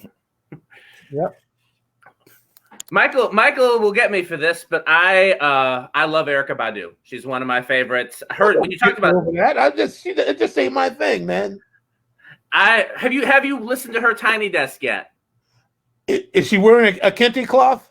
I can't remember what she's wearing. She's got really crazy makeup and hair, like really bold. But listen, you know what? She's doing the most to me now, man. I don't like her. Go listen to her Tiny Desk. I promise. I don't steer you wrong very often, Michael. Her Tiny Desk is amazing. I'm sure it's everything it's supposed to be. I'm certain. I got nothing against. Yeah, I guess I have nothing against her music. I'm just holding a grudge against her. Yeah, that's to be honest. Go ahead. No, you go ahead, Dave. You're the guest. Well, I think that's a big. I don't know what the word is. It's confusing for me to, like, when I bring up Lauryn Hill, Winston, bass player, has nothing good to say about her, and it's because of the way that she treats musicians. So when I hear that, it sort of jades the way I listen to her music, and then you're right into the whole, problem of, is their personal life going to affect the way that you listen to their music? And that's where it gets weird for me. I don't know. I mean, I watched Erykah Badu play at Preservation Hall, and she kept the band waiting for at least 2 hours. And they're like 80-year-old guys that are, legendary jazz players, and she's doing her makeup or whatever. I don't know, Yeah. So whatever. Yeah, I got you. And that's a really big question, because where do you separate the artistry from the person? Like some people can forgive. Well, they're human. They're gonna make mistakes. You don't expect them to be divine. Whatever you say. O.J. Simpson was still a good football player. So right. I don't know. I mean, this is. Go ahead.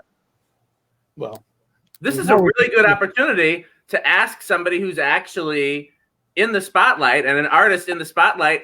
I mean, Dave, how do you personally feel about when should your personal life and whoever you are as a person be separate from your art, and when are they, when are they supposed to be together? I guess I think that, you know, your best suit could be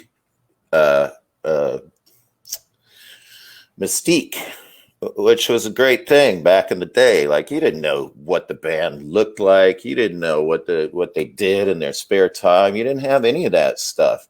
Yeah. The manager once said to me, you know, when Johnny Carson walks out on stage, you don't want to know what's behind the curtain, because that's, now it's like, oh, let's follow the band around with a camera.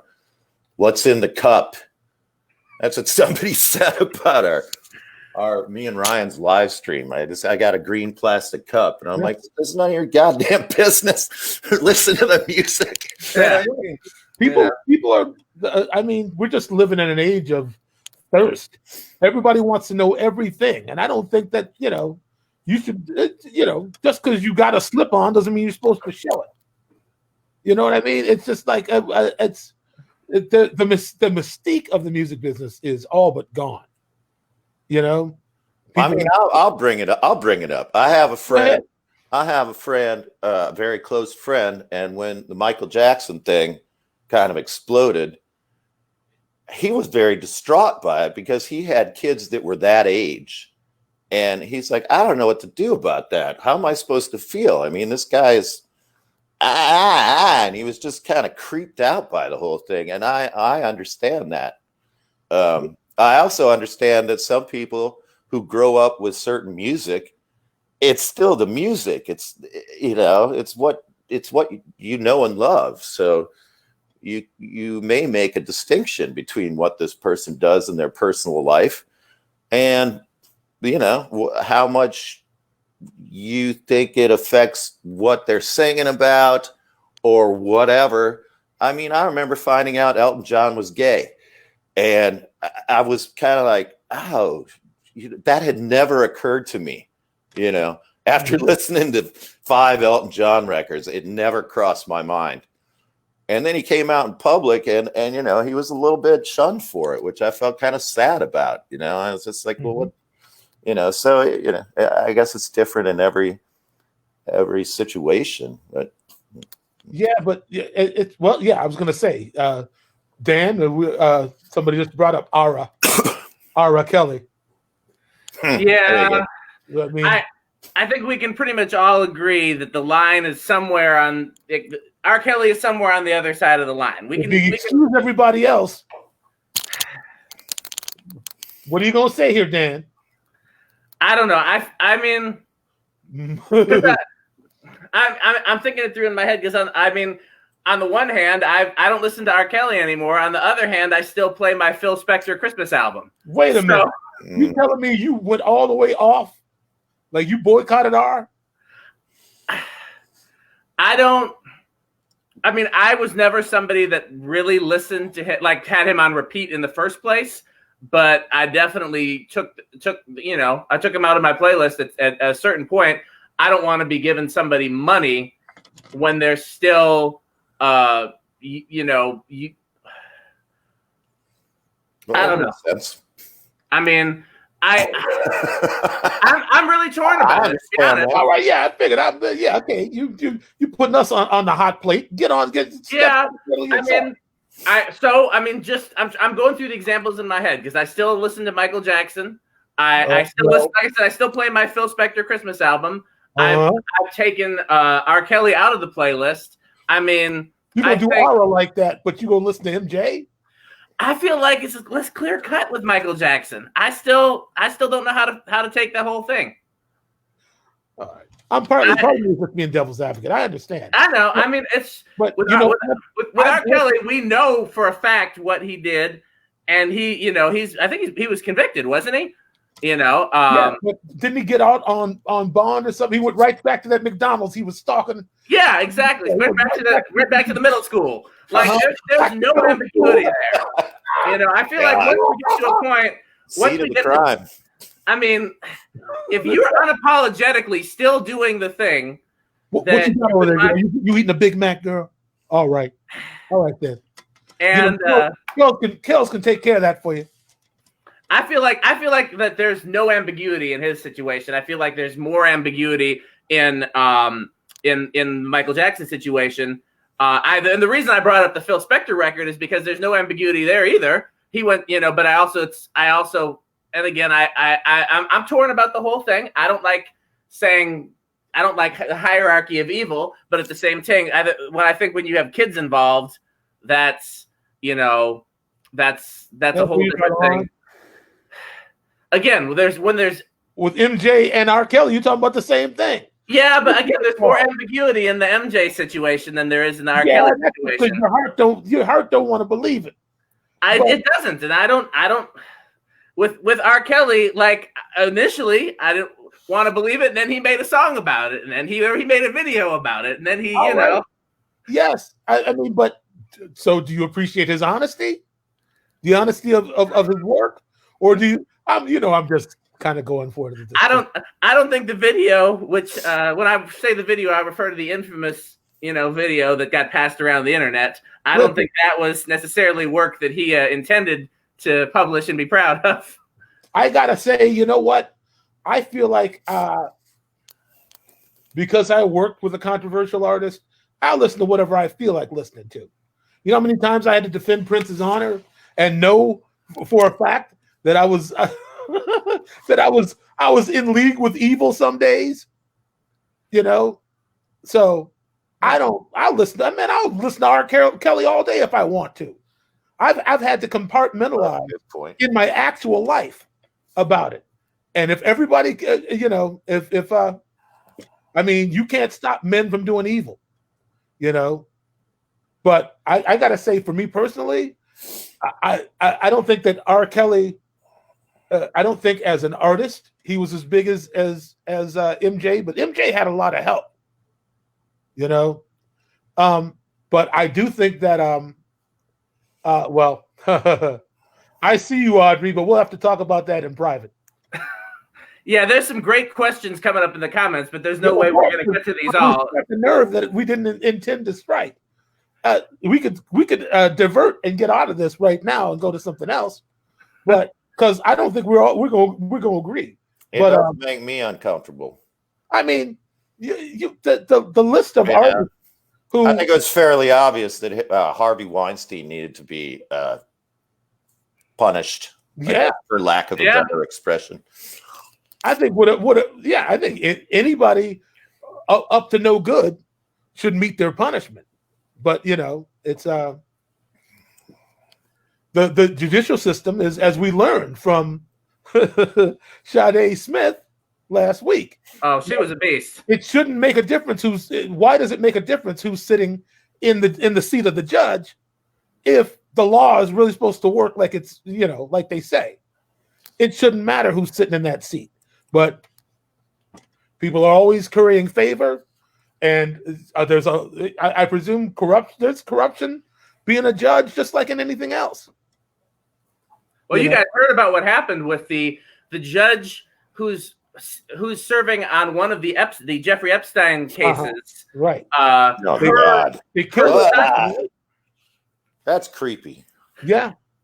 I watched the Netflix thing about him, and I can't unsee it. It just gave me the heebie-jeebies. It's just gross. Yeah. I haven't seen the Netflix thing for that reason. That doesn't even make music, and we're talking about him. No one would even know who that dude was. But you want to talk about corruption in the judicial system, and why do you think they killed the judge's son? And I think they shot at her husband too, right? That's a crazy story. Do we have any breaking why or who it was? It was somebody that worked on the Trump campaign. And that's as far as we know, all we know about him, but he was confirmed to be a Trump campaign staffer. I did not know that.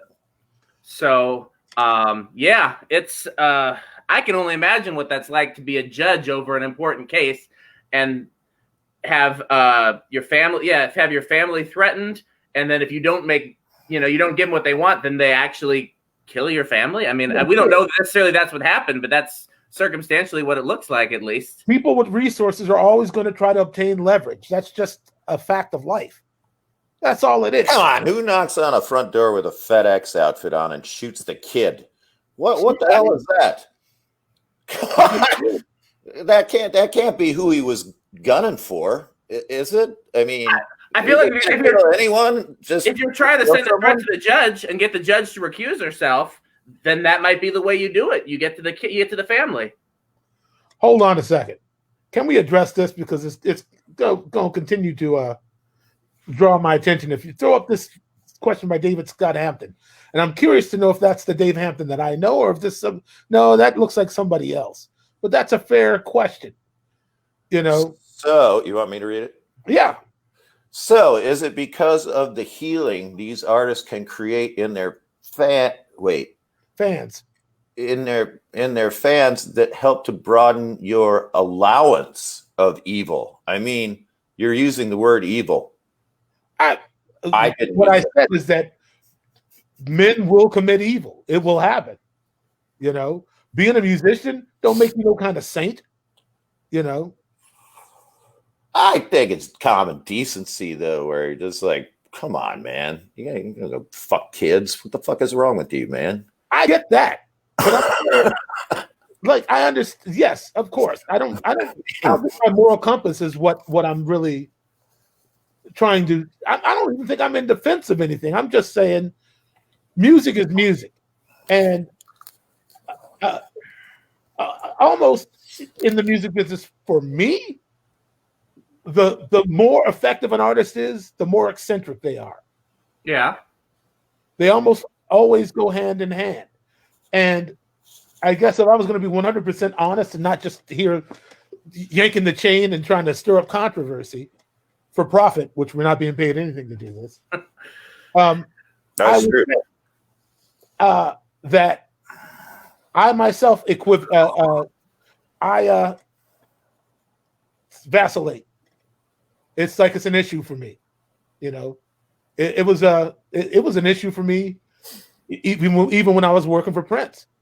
Like some of those songs, man, like you don't know what it's like to be on stage at Wembley Arena, and you looking across the front row and you see girls with 13, 14, some kids even younger than that with their parents in the front row of the Prince concert, and we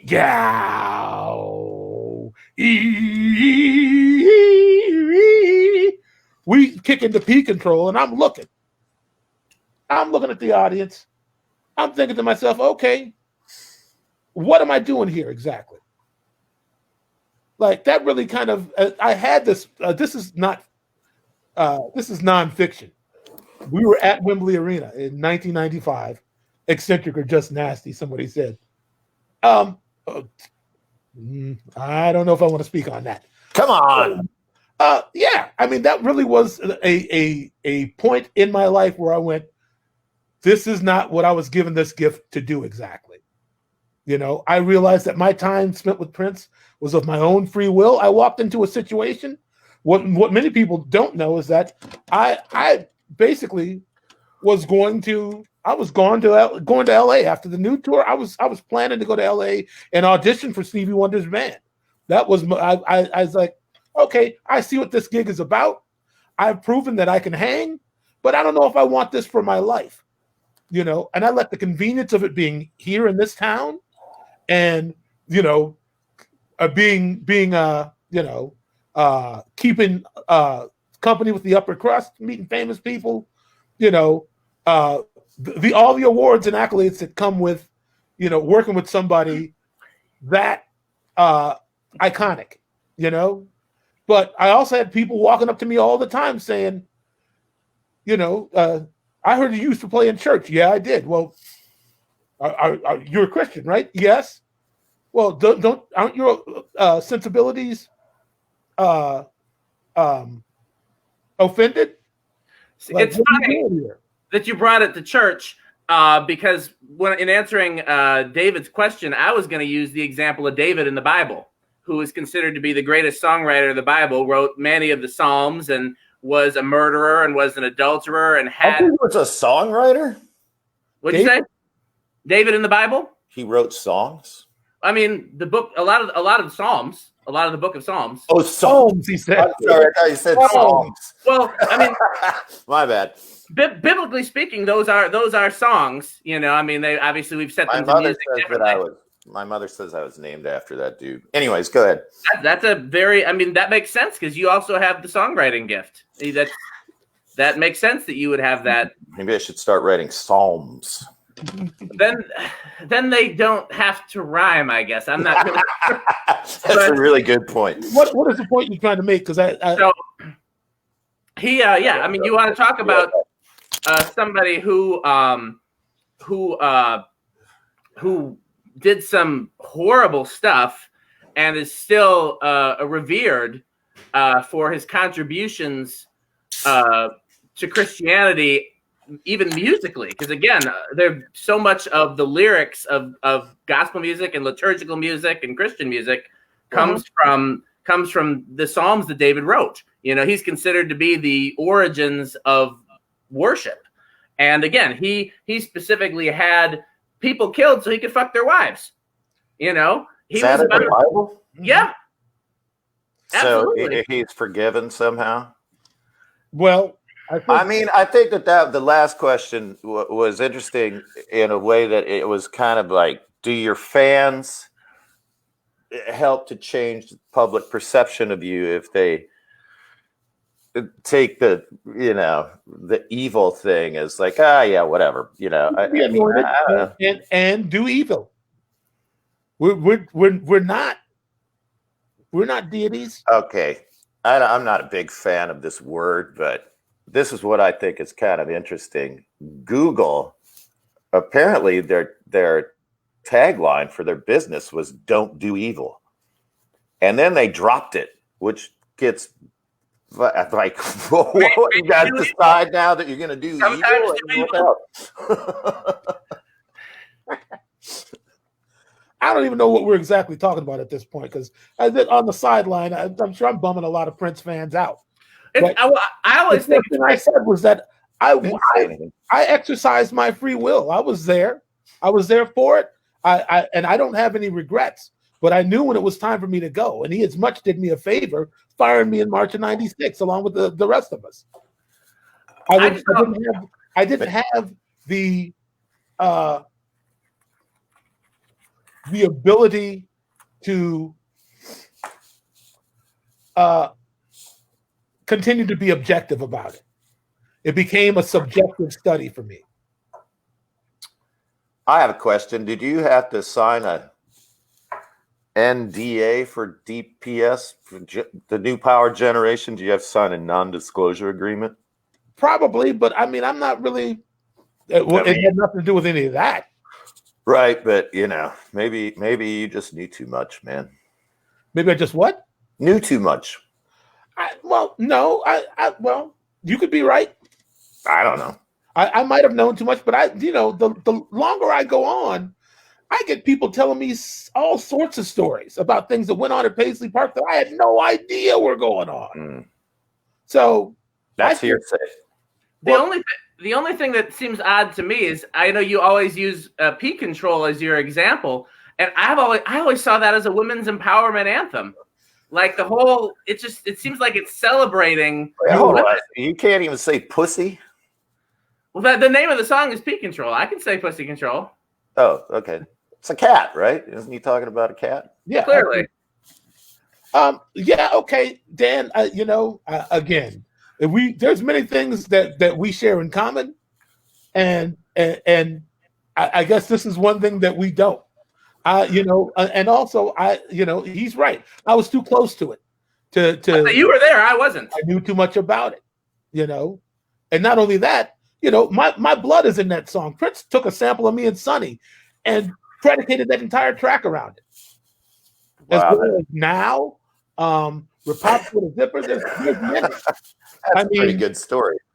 Yeah, I'm really? just Pussy Control. Really, that's what you're going to call that jam? Yeah, okay. I walked in. I was like, "Oh, okay, all right." I love it. That's fun. Yeah, it's I don't take it like that, and that's my opinion, and everybody's got theirs, and that's fine. For me, I think that more often than not, we were writing the line of I think misogyny is too strong a word, but you know, double entendres can get weird. You know what I mean? Like if you're gonna play around with definitions of things and how you put words together, I remember him trying to tell somebody who was like, that Get Off song is nasty. 23 positions in a one night stand, and he said he's like, yeah, but after that, I'll call you after if you say I can. Like he always tried to mix these metaphors and balance them out. But I mean, like a true Gemini. But you don't know who's driving the ship. You don't know which one is in control from day to day. I know that from the experience of being there day to day. Different guy walks in every day to rehearsal and whatnot. So I'm saying I get playing around with these things, but to me, I'm also looking at the fruit of your efforts. Like what's happening right now? What's born from chaos? What's born from peace? You know, what are you using your energy to do in the universe? What's your agenda? I got a lot of questions that I never asked Prince because it was none of my business. That's fair enough. I don't feel like you guys are disagreeing. I don't know why. Maybe I just know he's a fan, and I didn't start out that way. You know, and I guess I keep using P control because I remember that when we played it on television, I didn't tell my mom because I didn't want her to see me on TV playing the devil's music. Oh God! You want to see your mom? You want to have your mom watching you do that? I didn't, so I didn't tell her, but she saw it anyway. And she said, "Oh, I saw you on television." I said, "Mama, I didn't want to tell you about that because I didn't want you to, to see that." And she was like, "Oh, I just wanted to see you on television." I know he's a vulgar man. It's just only your mom would say that. like one of the questions said in the thing, like I have a daughter. My daughter's 14 now, so almost the exact same age that you were talking about. I would have never thought twice about her listening to that song if you hadn't said something, because that's just not one of the ones. I know Prince has some stuff that and again, it's every parent is different, every kid is different. I don't feel like my kid, I have to censor what she listens to because she's not impressionable to that kind of stuff. But if I had the kind of kid that was, there are certain things I would prefer them not to listen to. And there are some Prince songs I would prefer her not to listen to. But I never would have thought of that particular song just because so I think I told you that album was one of the first albums that I got as a kid. And I think it's a great record. I think the Gold Experience is one of the best things we did. And with our time together. I remember listening to it as a teenager and being like, first thrown off, like, oh no, I should not listen to something with that word. And then I listened to the story, and I'm like, oh no, this is all about empowering the girl, and he's using the metaphor. And so just when you use that as it always threw me off that you use that as an example, not so much your experience. I can't. You were there. It's your experience. I can't take that away from you, and I can't, like, if you're telling me that, I know that's the case. It's just using that song as the example is what always got me. Because that happened to be the one that I got caught on TV playing. That was explicit in its language, and I guess you could say the same thing about Get Off. That's Get Off's a little more. And the Atlas pants. And then you look at that video. It was like we walked in. It was like, is this a set? Are we remaking Caligula?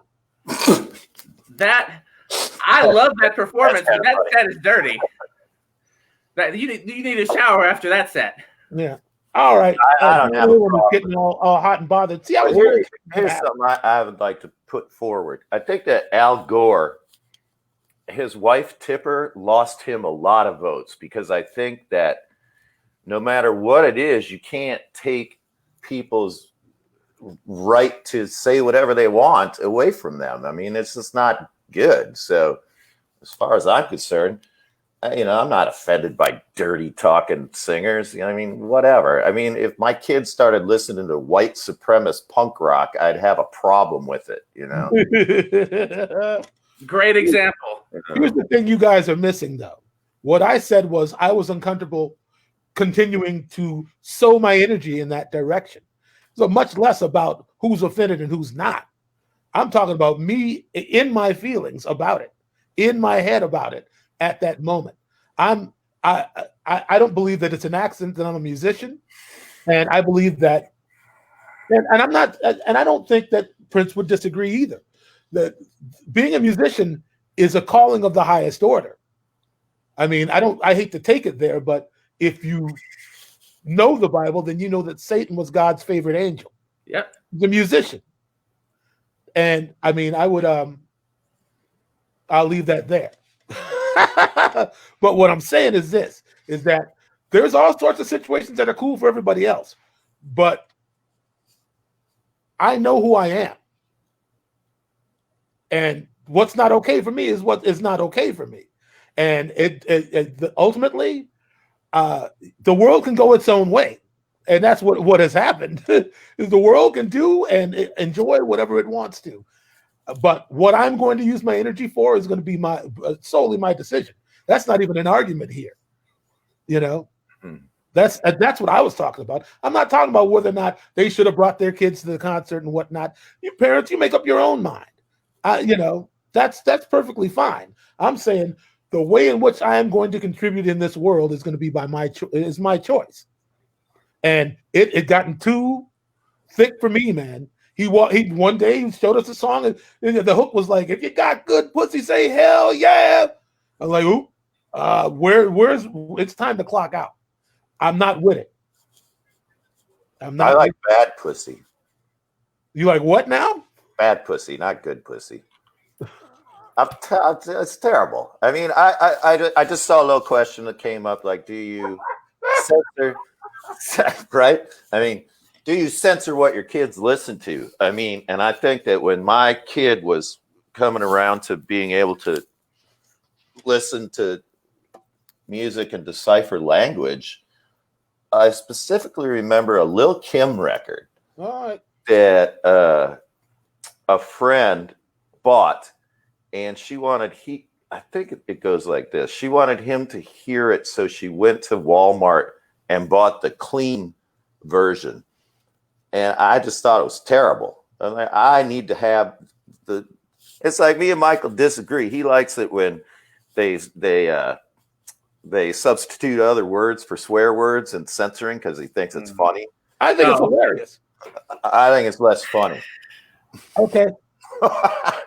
Anyways, I pretty much resigned that my kid could listen to whatever he wanted to. I didn't care, unless it's white supremacist punk rock, of course, or anything that is just that crass that I'm like, what the fuck are you listening to that for? I never had that problem. I'm not trying to choose for anybody else. I was just choosing for me. Yeah, if I would impose that sort of thing on my child, I would have to think, oh, he's never going to hear a song that I wrote that has fuck in it. So it'd be kind of hypocritical, I suppose. Freedom of speech is a big deal. I agree. Say what you want to say. I at some point I might do this.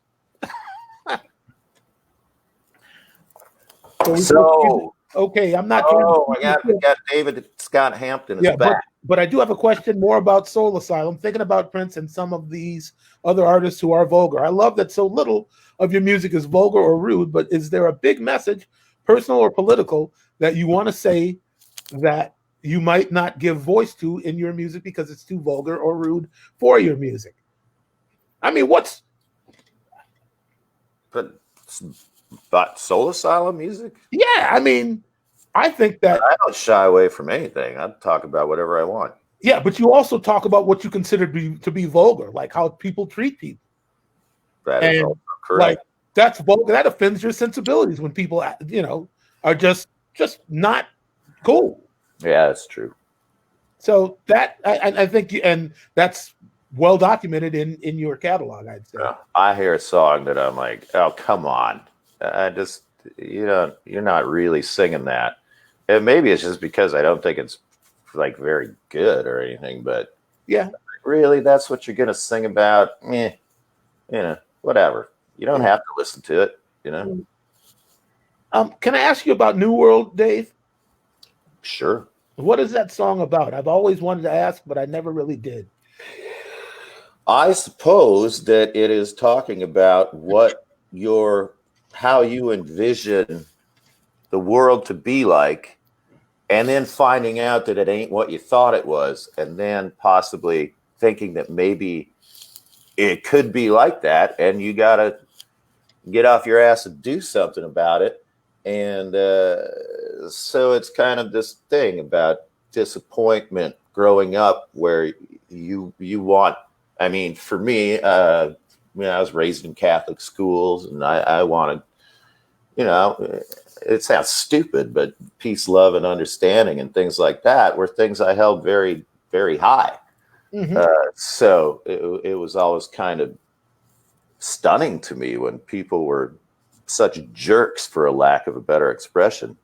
So in that effect, yes, mm-hmm. it is. And it does it kind of goes into how people got here and why they're here and what they do with their time when they're here. And so I think it's sort of about making this, connection to how you felt before you were, jaded by the reality of, now you're older and you're like, wow, it's not like that at all. And it's very disappointing. So then I suppose, I guess it's my job to try to debunk all the bullshit, That's all I got. Okay. I'm trying to think about, I mean, we've gone 15 minutes longer than we normally would go. But my adrenaline's so far up now because we went to a place that I wasn't intending to go. I thought that's what people wanted to talk to you guys about. I'll tell you what I want to talk about is who I need you to knock out whoever was against me originally recording The Silver Lining with you guys. What? I heard, well, maybe it's not true, but the impression I got was that somebody in the organization said, he's kind of an R&B drummer. I don't think it'll work. Nobody said that? No, that's not true. Which is the kind of the hearsay thing, All right. Michael will bring a couple rumors into the practice space. And I'm like, I don't care. Because, you hear things and you hear stuff and you wonder if it's true or not. And Yeah, I laid off after the whole, we had some sort of a conversation on a, actually, I'll just skip it. Riled up Michael for the win. Yeah. I got hot because they started coming for me. I mean, I was trying not to draw your attention to the time because it was such a good discussion, but I know we have limitations. What you disappointed all these Soul Asylum fans who came on to listen to Dave talk about Soul Asylum. And we did that for the first hour. Huh? We spent the first hour on Soul Asylum, and then we segued to different stuff. You just go over to the Moving Backwards Through Time page tomorrow, and you'll see it. I personally cannot wait to get in a room with this guy. Hey, before we leave, could you do an experiment with me, Dan? Sure. Okay, so if I do this, and then you just take your own hand, and then okay, so wait, 1, 2, wait, other hand. Put your other hand. Like I'm gonna poke you. Ready? Okay. Put your hand, put it out of the picture, and then when it crosses over to your side, then you can, like this is your hand. Okay. I'm not doing a very good job of it. Sorry. That's what I'm doing. I'm trying, but I'm not coordinated. 1, 2, 3, go. All right. That looked pretty good. I'm not very good at it. I'm sorry. I'll practice. I'm sure we'll have you on again, and I'll practice. We got to cover two things, man. First off, people keep asking about the Bob Ross shirt. Oh, shit. I love Bob Ross. I thought it was Neil deGrasse until I saw more of the face. I'm like, I see an afro. Oh yeah, I got you. Okay, so Jeneen. She's giving me the Chappelle wrap it up button right now. I got it. We're on the last we know. couple We know. We all got it too. Yeah. We know. Yeah. Mm-hmm. Good job.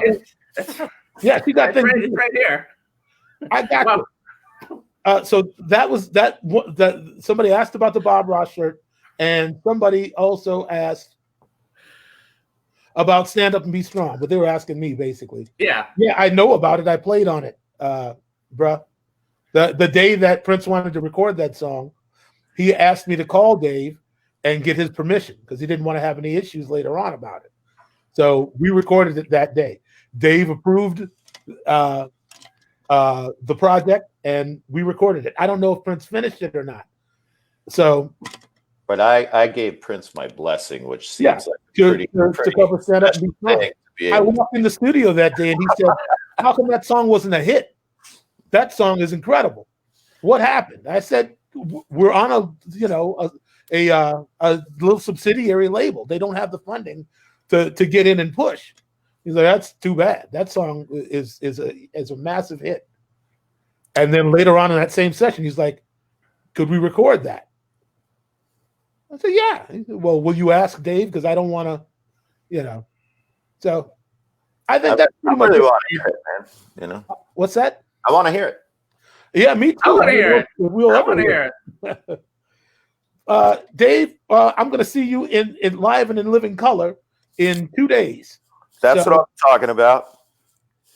Excited to get back to I work. haven't done it since the beginning since our tour got canceled, so I'm really looking forward to it. Right. Spiffy, do you have anything to say before we wrap this up? Things really started to get good when we got the Wrap It Up music. So I know we'll have Dave back. I mean, there's no question about that. And so I'm really looking forward to that. I have some more things I'd love to ask him and talk to him about. As far as we got some great stuff coming up too. So next week we have a doctor who's also a professor and a school principal to talk about reopening schools and, in the wake of the pandemic. Then August 4th is my birthday. And so Michael and I are just going to hang out and talk shit for my birthday. And we're going to invite any of our past guests that want to come back and, stop by for a few minutes and hang out are welcome, including Dave, of course. Then is Gabriel locked in for the 11th, or is that? I want him for the 11th. It's yet to, I still have to talk to his friend about the questions that we need to formulate for the tribal elder of the Mashpee tribe. So we have that at some point in August. We have that as well as the environmental tribute to my dad. So August is going to have some amazing stuff. I've met Dave before, but we didn't get to, we spoke for a minute or two. So it's really great for me to have this opportunity to hang out with Dave, and because I know you love him like a brother, and any brother of Michael Bland is a brother of mine. So I'm really glad that I got to hang out with Dave for a little bit. Likewise, man. I'm glad I got to figure out what was going on because we did pretty good, right? We did all right. Oh yeah. Okay. Yeah. Hopefully, I'll get the chance to see you guys play music together again soon. Well, we're aiming. I don't want to spit out a specific date, but we're trying to get a stream concert going sometime in later in August. When that screen. Anyway, hey Michael, if any of the songs need Hammond organ, I know a guy. Yeah. Okay. You'll get your shot. All right. Anything else you want to add, Dave? No, I just want to say thank you. This has been a real pleasure, and I enjoy talking about these things, whatever they are, music, whatever, politics, and the way people get along. I think you guys are doing a great thing. So thank you for having me. Oh, God bless you, Pern. All right. All right. Be good. I'll see you in a couple days. All right. Hopefully we'll never find out if Bob Ross was some sort of a weird pervert. Well, that's how we're going to end the show. Clearly, that's where we're ending. On that note, good night to everybody.